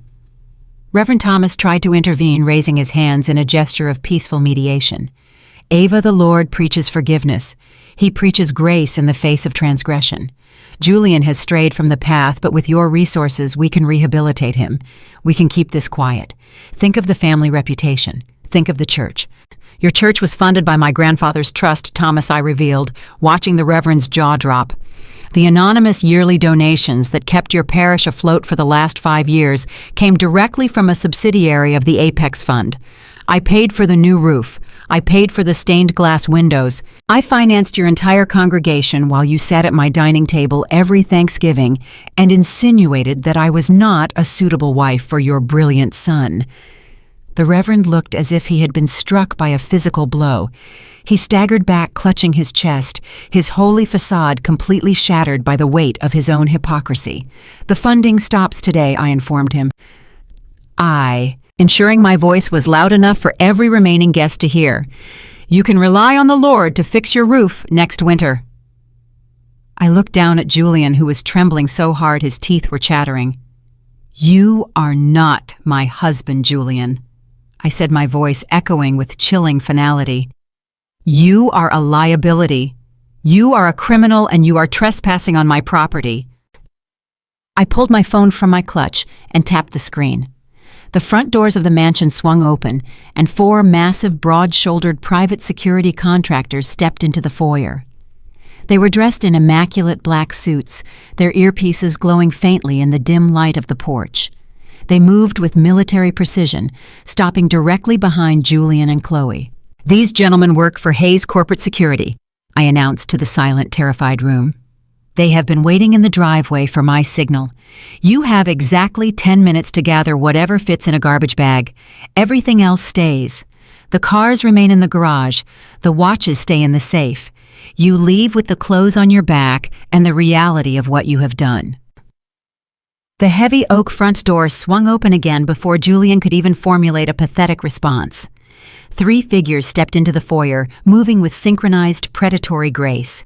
They were impeccably dressed in tailored black suits, each carrying a thick leather briefcase. They walked right past the wall of security contractors and flanked me, forming a human barricade of absolute legal authority. The ambient energy in the room seemed to physically shift, orbiting entirely around me as I stood under the glaring chandelier. I was the absolute center of gravity, and Julian was just a speck of dust caught in my pull. Julian stared at the new arrivals, his tear-streaked face contorting with fresh confusion. He planted his palms on the marble, attempting to push himself up from his knees, but a sharp warning step forward from one of my security guards kept him firmly on the floor. "You actually believed this was just about a forged mortgage, Julian?" I asked, my voice echoing through the silent house. "You honestly thought I would summon corporate security and expose my identity just to stop a single real estate transaction?" I turned slightly, gesturing to the man standing to my right. "Marcus, please enlighten my husband as to why his $10 million venture capital pitch was flagged by my internal audit team." Marcus snapped the latches of his briefcase. The sound was like a gunshot in the quiet room. He pulled out a thick, tightly bound dossier and adjusted his glasses. He did not look at Julian with anger. He looked at him with the clinical detachment of a mortician. "Julian Hayes submitted a comprehensive prospectus to the Apex Fund 3 months ago." Marcus began, his voice projecting a crisp, undeniable authority. "He requested $10 million in seed capital to launch a proprietary financial technology platform. He provided detailed quarterly projections, a roster of phantom beta testers, and claimed to have personally funded the initial $2 million research and development phase." Marcus flipped a page in the dossier, the paper crinkling loudly. However, a routine forensic trace of Mr. Hayes' initial $2 million capital injection revealed that no technology platform actually exists. There is no software. There are no beta testers. The entire project is a complete fabrication designed to secure institutional backing. Julian's breath hitched in his throat. He looked around wildly, like a trapped animal, looking for an exit that did not exist. "I did build it," he stammered, his voice cracking. "The developers are offshore. The code is proprietary. You are looking at the wrong files." "You do not have any files, Julian," I stated, stepping closer to him. "The hours you spent locked in your home office, pretending to be a tech visionary, were actually spent doctoring your own firm's ledger. You did not raise $2 million. You embezzled it." Beatrice let out a strangled gasp, her hands flying to her face. Reverend Thomas stumbled backward, knocking into a side table, a framed photograph shattering on the floor. Marcus continued reading, completely unbothered by the family's horror. Over the course of 14 months, Julian Hayes systematically siphoned $2.4 million from his employer's escrow accounts. He routed the stolen capital through the same offshore shell companies he and Connor used to facilitate the fraudulent mortgage on this estate. I shifted my gaze to Chloe, who was currently pressing herself flat against the wall, her chest heaving with panicked breaths. "Did you really think a mid-level vice president could afford to buy you a $5 million luxury penthouse in Midtown, Chloe?" I asked, watching her eyes widen in absolute terror. "Did you honestly believe Julian possessed that kind of liquid wealth simply because he wore expensive suits and drove a nice car?" Chloe shook her head violently, her hands clutching her stomach. "He told me it was his bonus. He told me he cashed out his stock options to buy our home. He bought your love nest using stolen corporate funds." I corrected her, my tone merciless. "He embezzled millions from his own clients and wired it directly into a real estate trust with your name on the deed. He did not just buy you an apartment, Chloe. He made you a primary accessory to federal money laundering and corporate theft." Chloe let out a blood-curdling scream. It was not a scream of sorrow. It was a scream of pure, visceral self-preservation. She violently shoved Julian away, treating him like a diseased rat. She realized in a fraction of a second that her prestigious career, her flawless reputation, and her freedom were entirely gone. Julian had not just ruined his own life, he had dragged her directly into a federal indictment. "You lied to me!" Chloe shrieked, her face twisting with an ugly, vicious rage. "You told me you were rich. You told me you were a genius. You used my name on the deed to hide your stolen money. You set me up to take the fall for your embezzlement." Julian scrambled toward her on his knees, reaching out with desperate, grasping hands. "Chloe, please, you have to listen to me. I was going to put the money back. I swear to God I was going to replace it. As soon as the Apex Fund wired the $10 million, I was going to cover the shortfall in the escrow accounts. No one was ever going to know. It was just a temporary bridge loan." He was confessing out loud. He was so broken, so stripped of his arrogant facade, that he was openly admitting to his financial crimes in a room full of witnesses. He had planned to use my company's money to pay back the funds he had stolen from his own employer. He had built an elaborate multi-million-dollar house of cards, and he had expected me to unwittingly hand him the glue to hold it together. I walked a slow, deliberate circle around Julian as he continued to grovel on the floor. I looked down at the man who had spent the last 5 years calling me unambitious. I looked at the man who had allowed his mother to mock my barren womb while he secretly funneled my resources to build a fraudulent future for another woman's child. "You are the most pathetic creature I have ever encountered, Julian," I said, bringing my walk to a halt right in front of him. "You stood in this house, drinking my wine, breathing my air, and actually convinced yourself that you were a king. You thought your white-collar status made you invincible. You thought you could rob your firm, defraud a federal bank, steal from my trust, and replace your wife, all without leaving a single fingerprint." I looked over at Beatrice and the Reverend. They were clinging to each other, their faces pale and slick with cold sweat. The golden sun they had worshipped, the man they believed was destined for greatness, was nothing but a common thief staring down decades in federal prison. "You wanted me out of your brilliant life," I reminded them, echoing their own venomous words back at them. "You wanted me to clear the path so your son could achieve his destiny. Well, his destiny has arrived." In the corner of the room, Connor suddenly let out a feral, animalistic roar. The realization had finally pierced through his panic. If I had the paper trail proving Julian routed stolen money through their shared offshore shell companies, it meant my legal team had complete access to Connor's entire illegal network. Julian had not just exposed his own embezzlement. He had handed my forensic accountants the exact blueprint to Connor's fraudulent real estate empire. "You ruined me!" Connor screamed, lunging forward with his hands outstretched, aiming directly for Julian's throat. "You sloppy, arrogant idiot! You left a trail. You dragged my firm into your pathetic embezzlement scheme." Before Connor could lay a hand on Julian, 2 of my security contractors stepped forward, intercepting him with brutal efficiency. They slammed Connor against the marble wall, pinning his arms behind his back. The heavy thud of his body hitting the stone echoed like a final gavel strike. The Hayes family was officially tearing itself apart. The immaculate, untouchable facade they had presented to the world was burning to the ground, and they were the ones throwing the gasoline. The chaotic symphony of Connor screaming and Julian sobbing against the marble floor was suddenly interrupted by a booming, authoritative voice. Reverend Thomas had stepped away from his trembling wife. His shoulders squared, his chest puffed out in a desperate attempt to reclaim the moral high ground. He smoothed the lapels of his tailored suit, his face contorting into a mask of righteous indignation. He was a man accustomed to commanding rooms from a pulpit, a man who believed his title granted him immunity from the consequences of the real world. "Ava, that is enough!" The Reverend bellowed, his voice vibrating with a practiced theatrical fury.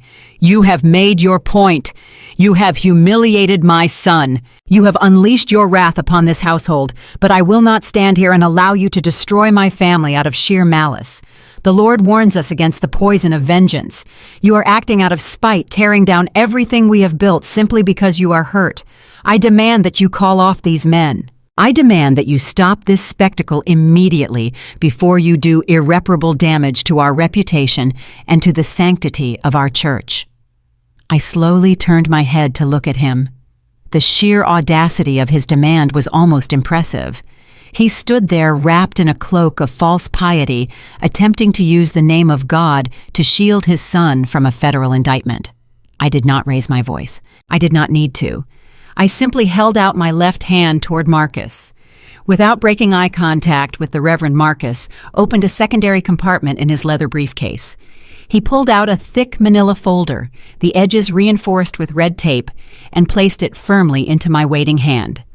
The heavy physical weight of the file was immensely satisfying. I walked toward Reverend Thomas, my heels striking the marble with rhythmic, unhurried precision. He stood his ground, lifting his chin, trying to project the image of an untouchable holy man facing down a sinner. I stopped less than 2 feet away from him. I raised the manila folder and slammed it down onto the glass surface of the console table with a sharp, violent crack. The sound made the Reverend flinch. "You want to speak to me about sanctity, Thomas?" I asked, my voice dropping to a lethal whisper, a quiet register that forced everyone in the room to hold their breath just to hear me. "You want to lecture me about morality while standing in the wreckage of your own greed?" I flipped the folder open. Dozens of heavily redacted bank statements, wire transfer logs, and internal audit reports spilled out across the glass. They were printed on official Apex Fund stationery, bearing the unmistakable watermark of a certified financial autopsy. My internal audit team did not just trace the money Julian stole from his employer. I explained, tapping a manicured finger against the top document. When we dismantled Julian's offshore shell company, the one he created for his imaginary tech platform, we found a very interesting secondary stream of income. Someone else had bought into his brilliant illusion. Someone had wired exactly $500,000 into that fraudulent account just 3 weeks ago. Beatrice let out a confused, wet gasp. She looked from the papers on the table up to her husband. "Thomas, what is she talking about?" Beatrice asked, her voice trembling. The Reverend did not answer his wife. His face had gone completely gray. The rigid, pious posture he had maintained for decades dissolved in a matter of seconds. His mouth opened, but his booming preacher's voice completely failed him. I picked up the top bank statement and held it up so the harsh light of the chandelier illuminated the bold black text. "This is a certified ledger from the First Congregational Parish Relief Fund." I read aloud, enunciating every single syllable with brutal clarity. "This is the emergency community account. The money your congregation raised over the last 2 years to build the new youth center. The money meant for the homeless shelter. The money meant to support families in your community who cannot afford to feed their children." I dropped the paper back onto the table and took a step closer to the Reverend, invading his personal space, forcing him to look me in the eye. "On the 14th of last month, you personally authorized a withdrawal of $500,000 from that charity fund, Thomas," I stated, the facts hanging in the air like a guillotine. "You wired the money directly to Julian's offshore account. You stole $500,000 from orphans and widows because your son promised you a 40% return on investment in 30 days. You threw the church's money into a fraudulent tech startup, hoping to quietly skim the profits for yourself before anyone noticed the principal was missing." Beatrice let out a horrifying guttural scream.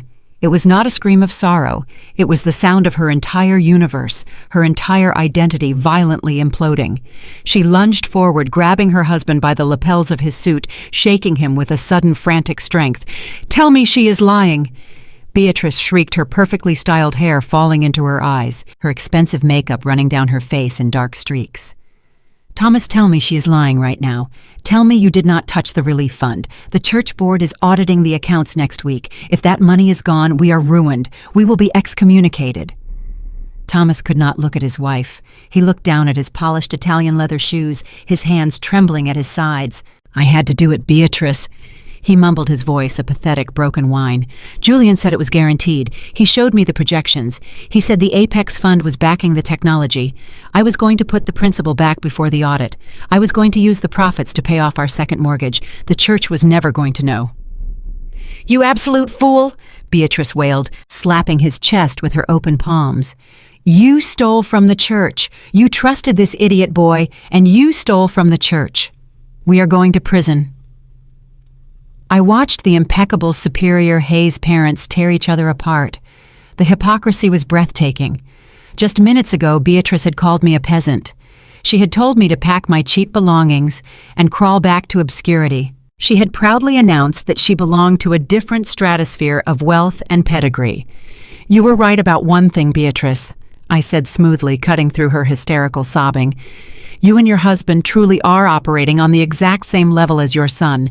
You are all a family of desperate, greedy thieves hiding behind designer labels and religious titles. You spent 5 years looking down your nose at me because I grew organic vegetables and chose not to flaunt my bank account. You thought my silence was weakness. You thought my patience was stupidity." I turned back to Marcus, who was already holding a secondary stack of legal notices. "The Apex Fund Forensic Accounting Division is legally obligated to report any discovery of federal wire fraud and embezzlement," I announced to the room. "My attorneys have already forwarded the complete paper trail, including the parish bank statements, directly to the Internal Revenue Service and the Regional Office of the Federal Bureau of Investigation. The authorities will be freezing the church accounts by tomorrow morning. They will be seizing your assets, Thomas. They will be taking the house you falsely remortgaged." Reverend Thomas fell back against the wall, clutching his chest, his breath coming in short, panicked gasps. He looked at Julian, who was still pinned to the floor by the sheer weight of his own destruction. The father and son stared at each other, no longer a proud patriarch and his golden boy, but two criminals, realizing they were both going down in flames.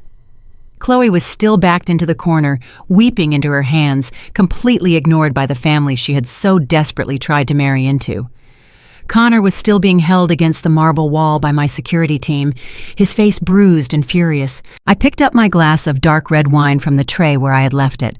I took a slow, deliberate sip, savoring the absolute silence that had finally descended upon my home.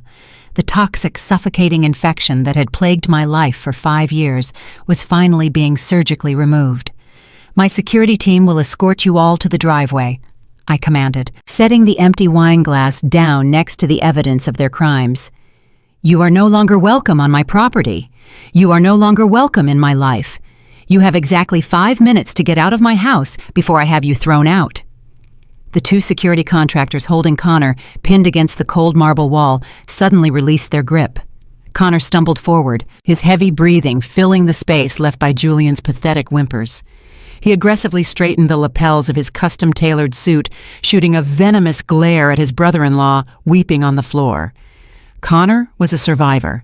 He possessed the predatory instincts of a corrupt real estate developer who had spent his entire career slipping through legal loopholes. He realized instantly that the Hayes family ship was sinking rapidly, and he had absolutely no intention of drowning with them.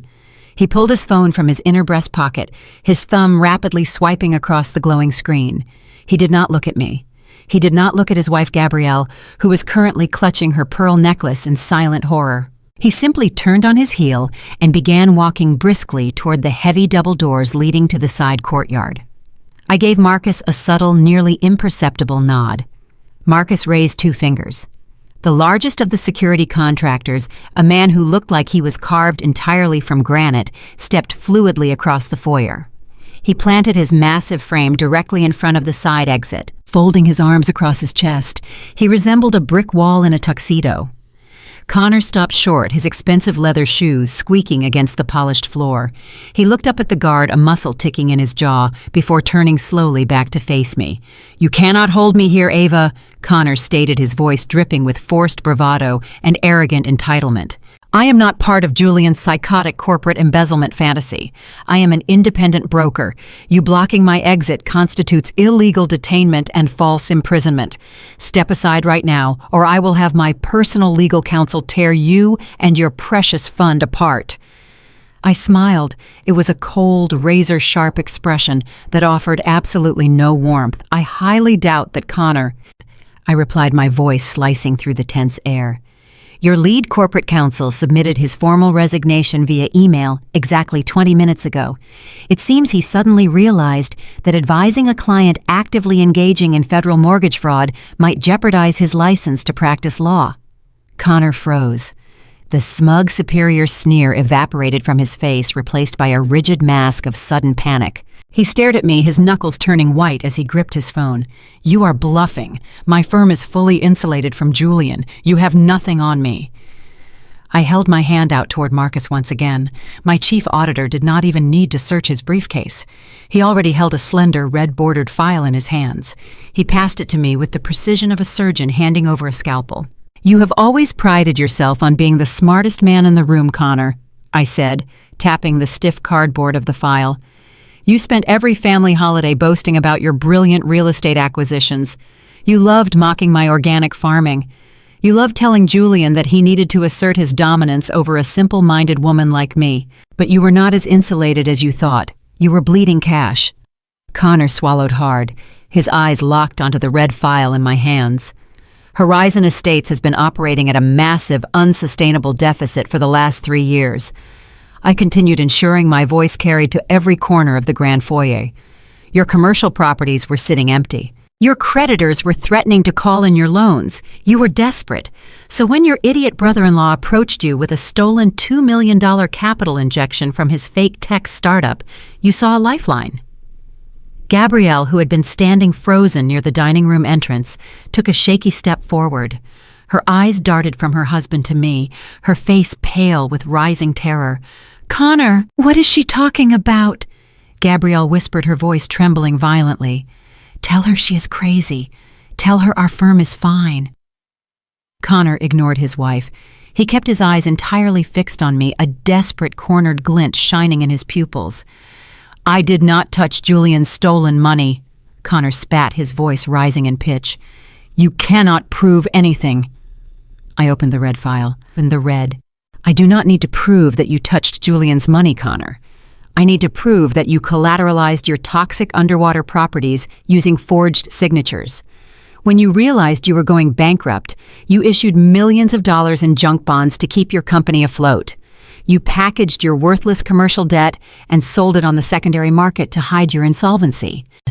Connor let out a harsh, barking laugh, attempting to project confidence he clearly no longer possessed. "Buying and selling high-yield debt is a standard market practice, Ava. It is not illegal to issue bonds. You clearly do not understand how corporate real estate works." "I understand exactly how it works," I shot back, snapping the file shut with a sharp crack. "I understand it so well that 6 months ago I directed the Hayes Logistics and Acquisition Fund to systematically purchase every single piece of high-yield debt your company issued. I bought it all, Connor. Every junk bond, every leveraged asset, every toxic commercial loan you desperately dumped onto the market. I bought it through a dozen anonymous proxy firms." Connor stopped breathing. "Connor." The color drained from his face so rapidly he looked sickly translucent. He staggered backward, his shoulder hitting the wall as his legs momentarily gave out. "I own your debt, Connor," I stated, stepping forward until I was standing directly in his line of sight. "I am the primary majority creditor of Horizon Estates. I own the mortgages on your commercial strip malls. I own the loans on your empty office buildings. And most importantly, I own the secondary mortgage on your $6 million primary residence." He opened his mouth to speak, but only a dry, rattling gasp escaped. His entire real estate empire, the foundation of his immense arrogance and abuse of superiority, had just been ripped out from under him. "You violated the core covenants of your bond issuances the moment you submitted falsified property appraisals to secure the loans." I explained, my tone strictly business. "Fraud immediately accelerates the debt. I am officially calling in every single bond. I am calling in every loan. You are completely, irreversibly bankrupt." "You cannot do this," Connor yelled. Honor. A spray of saliva flying from his lips. He lunged forward, but the security guard instantly shoved him back against the wall with brutal force. "You vindictive witch! You cannot liquidate my company overnight. I will drag you through bankruptcy court for a decade. I will tie your fund up in endless litigation." "You will not have the time or the resources to litigate anything, Connor," I replied, checking the heavy silver watch on my wrist. "I did not just freeze your accounts and buy your toxic debt. I had my forensic team compile a comprehensive dossier of every forged signature, every inflated appraisal, and every illegal wire transfer you executed alongside Julian." Connor went completely still, his eyes wide and unblinking. "I digitized the entire portfolio," I announced, letting the absolute finality of my words sink into his bones. And exactly 3 hours ago, my legal team handed that comprehensive digital file directly to the lead investigator at the Federal Bureau of Investigation's White Collar Crime Division. A collective gasp echoed through the room. Beatrice began to sob uncontrollably, burying her face against Reverend Thomas's chest. They are not just looking at a civil bankruptcy, Connor. They are looking at federal racketeering, wire fraud, and conspiracy. Agent Miller is likely sitting at his desk right now drafting the arrest warrants for you and your brother-in-law. You will not be fighting me in civil court. You will be fighting the federal government to stay out of a maximum security penitentiary. A piercing, agonizing scream shattered the remaining silence. Gabrielle broke away from the dining room archway and stumbled into the center of the foyer. Her perfect manicured facade was completely obliterated. She stared at Connor with absolute horrified realization. The private country club memberships, the luxury vehicles, the lavish vacations she had flaunted in my face for years were all funded by a massive criminal fraud. "You ruined us!" Gabrielle shrieked, her voice tearing at the vocal cords. She launched herself at Connor, her fists raining down on his chest and shoulders. "You lied to me. You told me we were fine. You told me Julian's deal was going to make us billions. You lost our house. You lost my children's trust funds. You are going to prison." "Shut up, Gabrielle," Connor roared, trying to grab her wrists and push her away. "Stop acting like a hysterical child." Gabrielle tore herself from his grip. She looked around the grand foyer, looking at Julian weeping on the floor, looking at her parents paralyzed with terror, looking at the security guards blocking every exit. Her pristine superior reality had collapsed. The Hayes family was utterly destroyed. Gabrielle let out a final broken sob. Her knees gave out completely. She collapsed onto the hard marble floor, right next to her brother, burying her face in her hands and weeping hysterically. The sound of her profound despair mingled with Julian's ragged breathing, creating a pathetic chorus of absolute ruin. I stood perfectly still, watching the people who had tried to destroy me drown in the consequences of their own actions. The chaotic symphony of Gabrielle's wails and Connor's furious, muted cursing filled the grand foyer. Chloe remained backed into the corner, her eyes darting frantically across the room. She looked at the federal evidence stacked on the glass table. She looked at the unyielding wall of corporate security guards blocking the exits. Then she looked at Julian, the man who had promised her the world, who was currently a pathetic, sniveling mess on the marble floor, stripped of his fake wealth and facing a lengthy prison sentence. Her survival instinct kicked in with ruthless efficiency. The calculated ambition that had driven her to sleep with a client instantly morphed into desperate self-preservation. Chloe pushed herself away from the wall. She staggered forward, her heels clicking erratically on the stone, and threw herself to her knees directly at my feet. She shoved Julian aside in the process, knocking him off balance. "Ava, please," Chloe begged, her voice cracking as fresh theatrical tears spilled over her eyelashes. "You have to listen to me. I am a victim in this too." Julian gasped, his head snapping up to stare at his mistress in absolute shock. "Chloe, what are you doing? Shut your mouth!" Chloe shrieked, shooting him a look of pure, unadulterated venom. She turned her pleading, tear-streaked face back to me, clasping her hands together in a desperate prayer. "Ms. Hayes, he lied to me. He manipulated me from the very beginning. He told me he was a senior managing partner. He told me he controlled the Hayes family fortune. He threatened to have me blacklisted from the financial sector if I did not push his portfolio through the preliminary approval stages." Julian stared at her, his jaw dropping. "You told me you loved me." He choked out, his voice breaking into a pathetic whine. "You said we were going to build an empire together." "You are a monster," Chloe screamed at him, her voice echoing shrilly off the crystal chandelier. "You are a thief and a liar." She scrambled closer to me, reaching out to grab the hem of my silk dress. My security guard immediately took a threatening step forward, but I raised a single hand holding him back. I wanted to hear every desperate word. "Ava, please, you have to understand." Chloe wept, staring up at me with wide, panicked eyes. "I was terrified of him. He is a predator, and now I am pregnant. I am carrying a child. He took advantage of a vulnerable pregnant woman." Please do not destroy my career. I will do whatever you want. I will testify against him in federal court. I will give your auditors his private passwords. I will hand over the encryption keys to his offshore accounts. Just spare me. I only did it because I was scared for my baby." I stood perfectly still, looking down at the spectacular wreckage of their romance. 10 minutes ago, they were the untouchable power couple, ready to rule the corporate world. Now they were viciously trying to feed each other to the wolves just to save their own skin.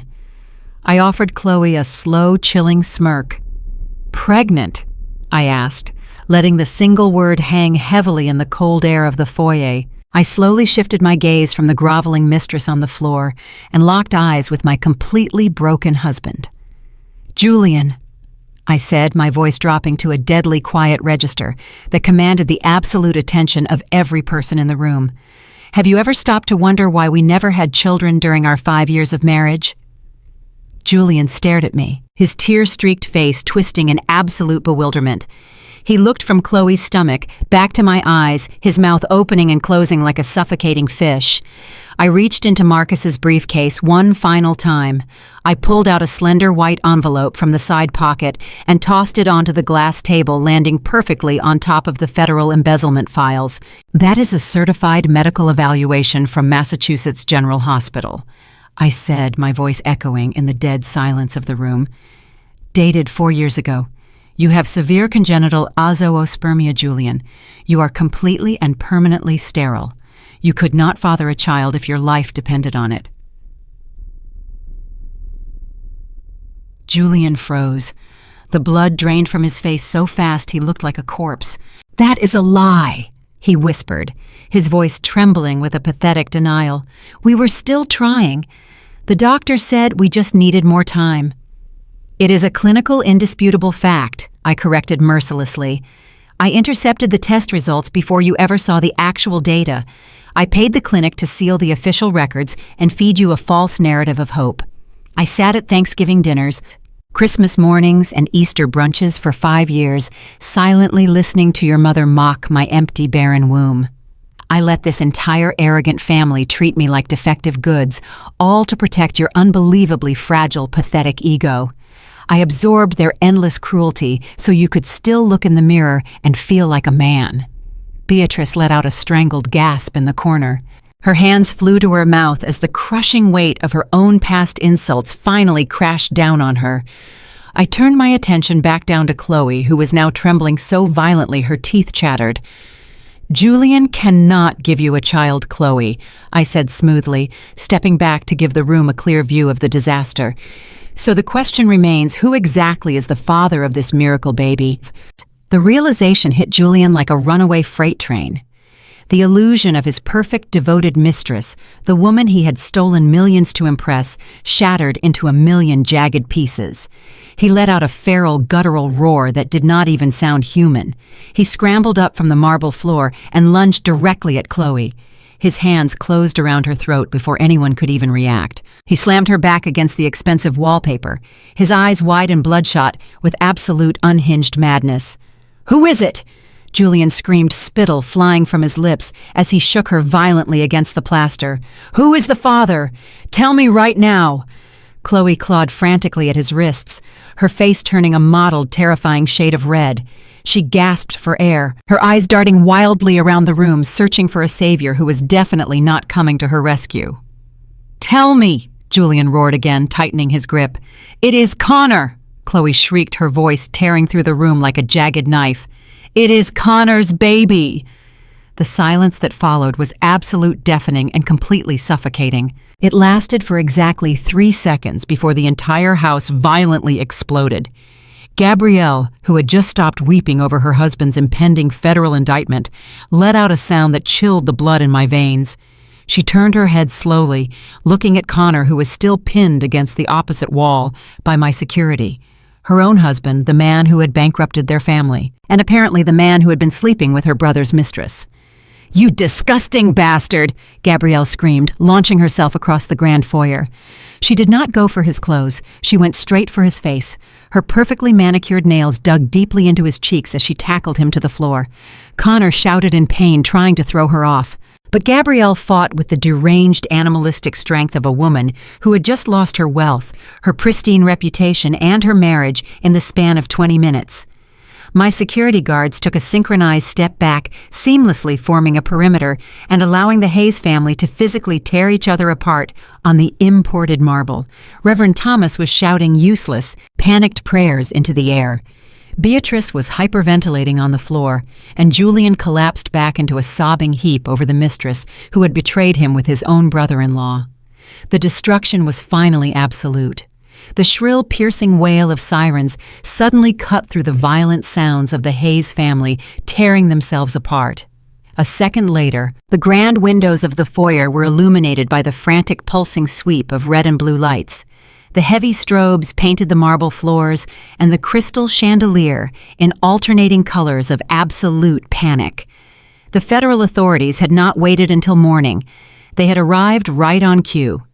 The flashing lights seemed to shock Julian out of his murderous, heartbroken trance. He dropped his hands from Chloe, scrambling backward across the floor like a terrified child fleeing a nightmare. He looked at the heavy oak doors, then turned his bloodshot eyes up to me. The realization that his life of tailored suits and corporate prestige was officially over hit him with the force of a physical blow. He did not try to run or fight. Instead, he crawled toward me on his hands and knees, his expensive trousers sliding against the polished stone. He threw himself at my feet, his hands desperately grabbing at my ankles. "Ava, please!" Julian begged, his voice cracking into a high-pitched hysterical sob. "You cannot let them take me. We have been together for 10 years. You know me. You know my heart. I made a mistake. But I am still your husband. Please call off your lawyers. Tell them it was a misunderstanding. I will sign whatever you want. I will walk away with absolutely nothing. Just do not let them put me in a cage. You know what happens to a black man in the federal system. I will not survive in there, Ava. I will die in prison.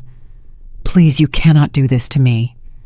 I looked down at his trembling, pathetic form.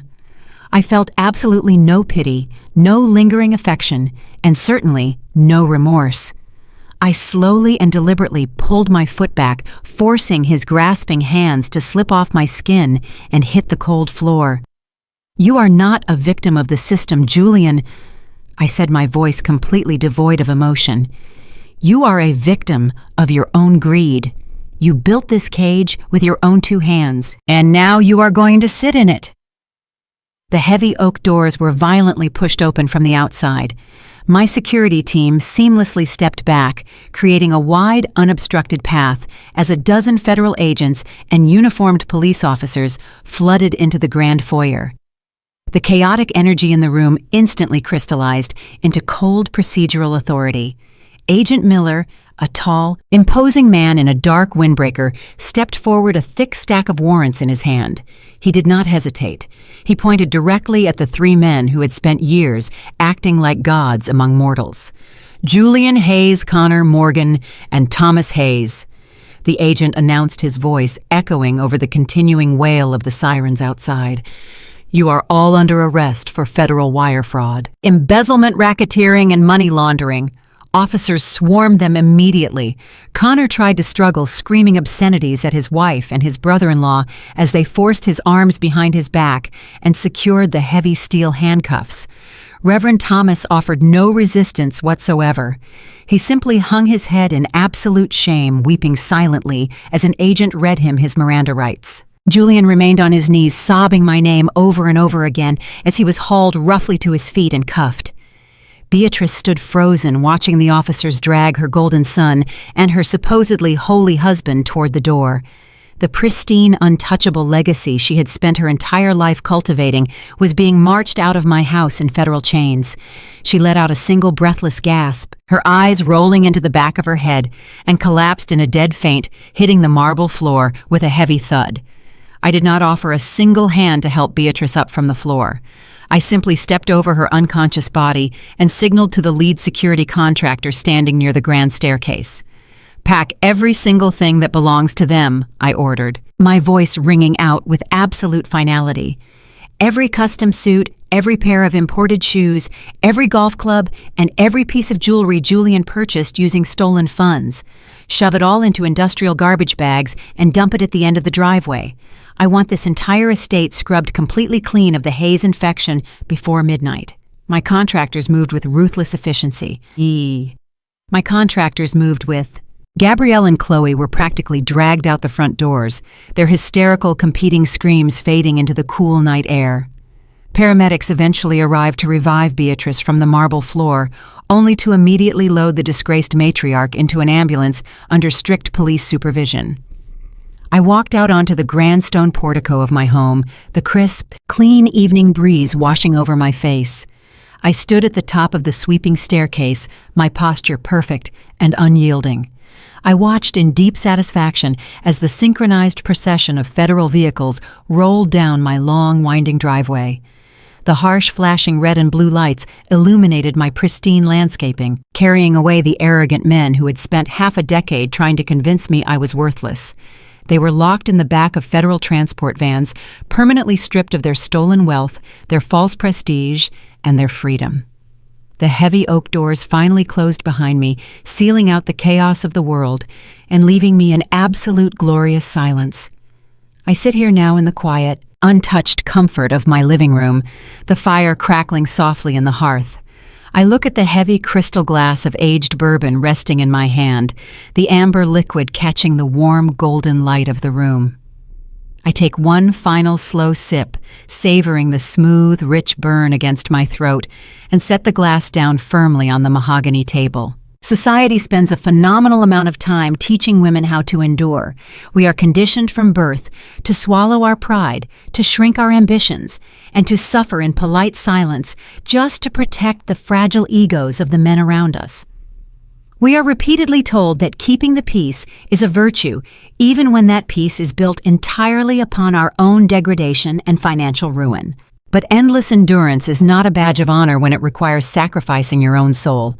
The true measure of a woman does not lie in how much abuse she can quietly tolerate to maintain the illusion of a flawless marriage. Her true power lies in her absolute, unforgiving clarity. It lies in knowing the exact moment to stand up, stop playing by their rigged rules, sweep every single piece off the board, and force the traitors to pay back every last cent. I did not just defeat the Hayes family, I completely erased them. And I did it using the exact same brilliance they spent 5 years trying to bury. The screen fades to absolute black.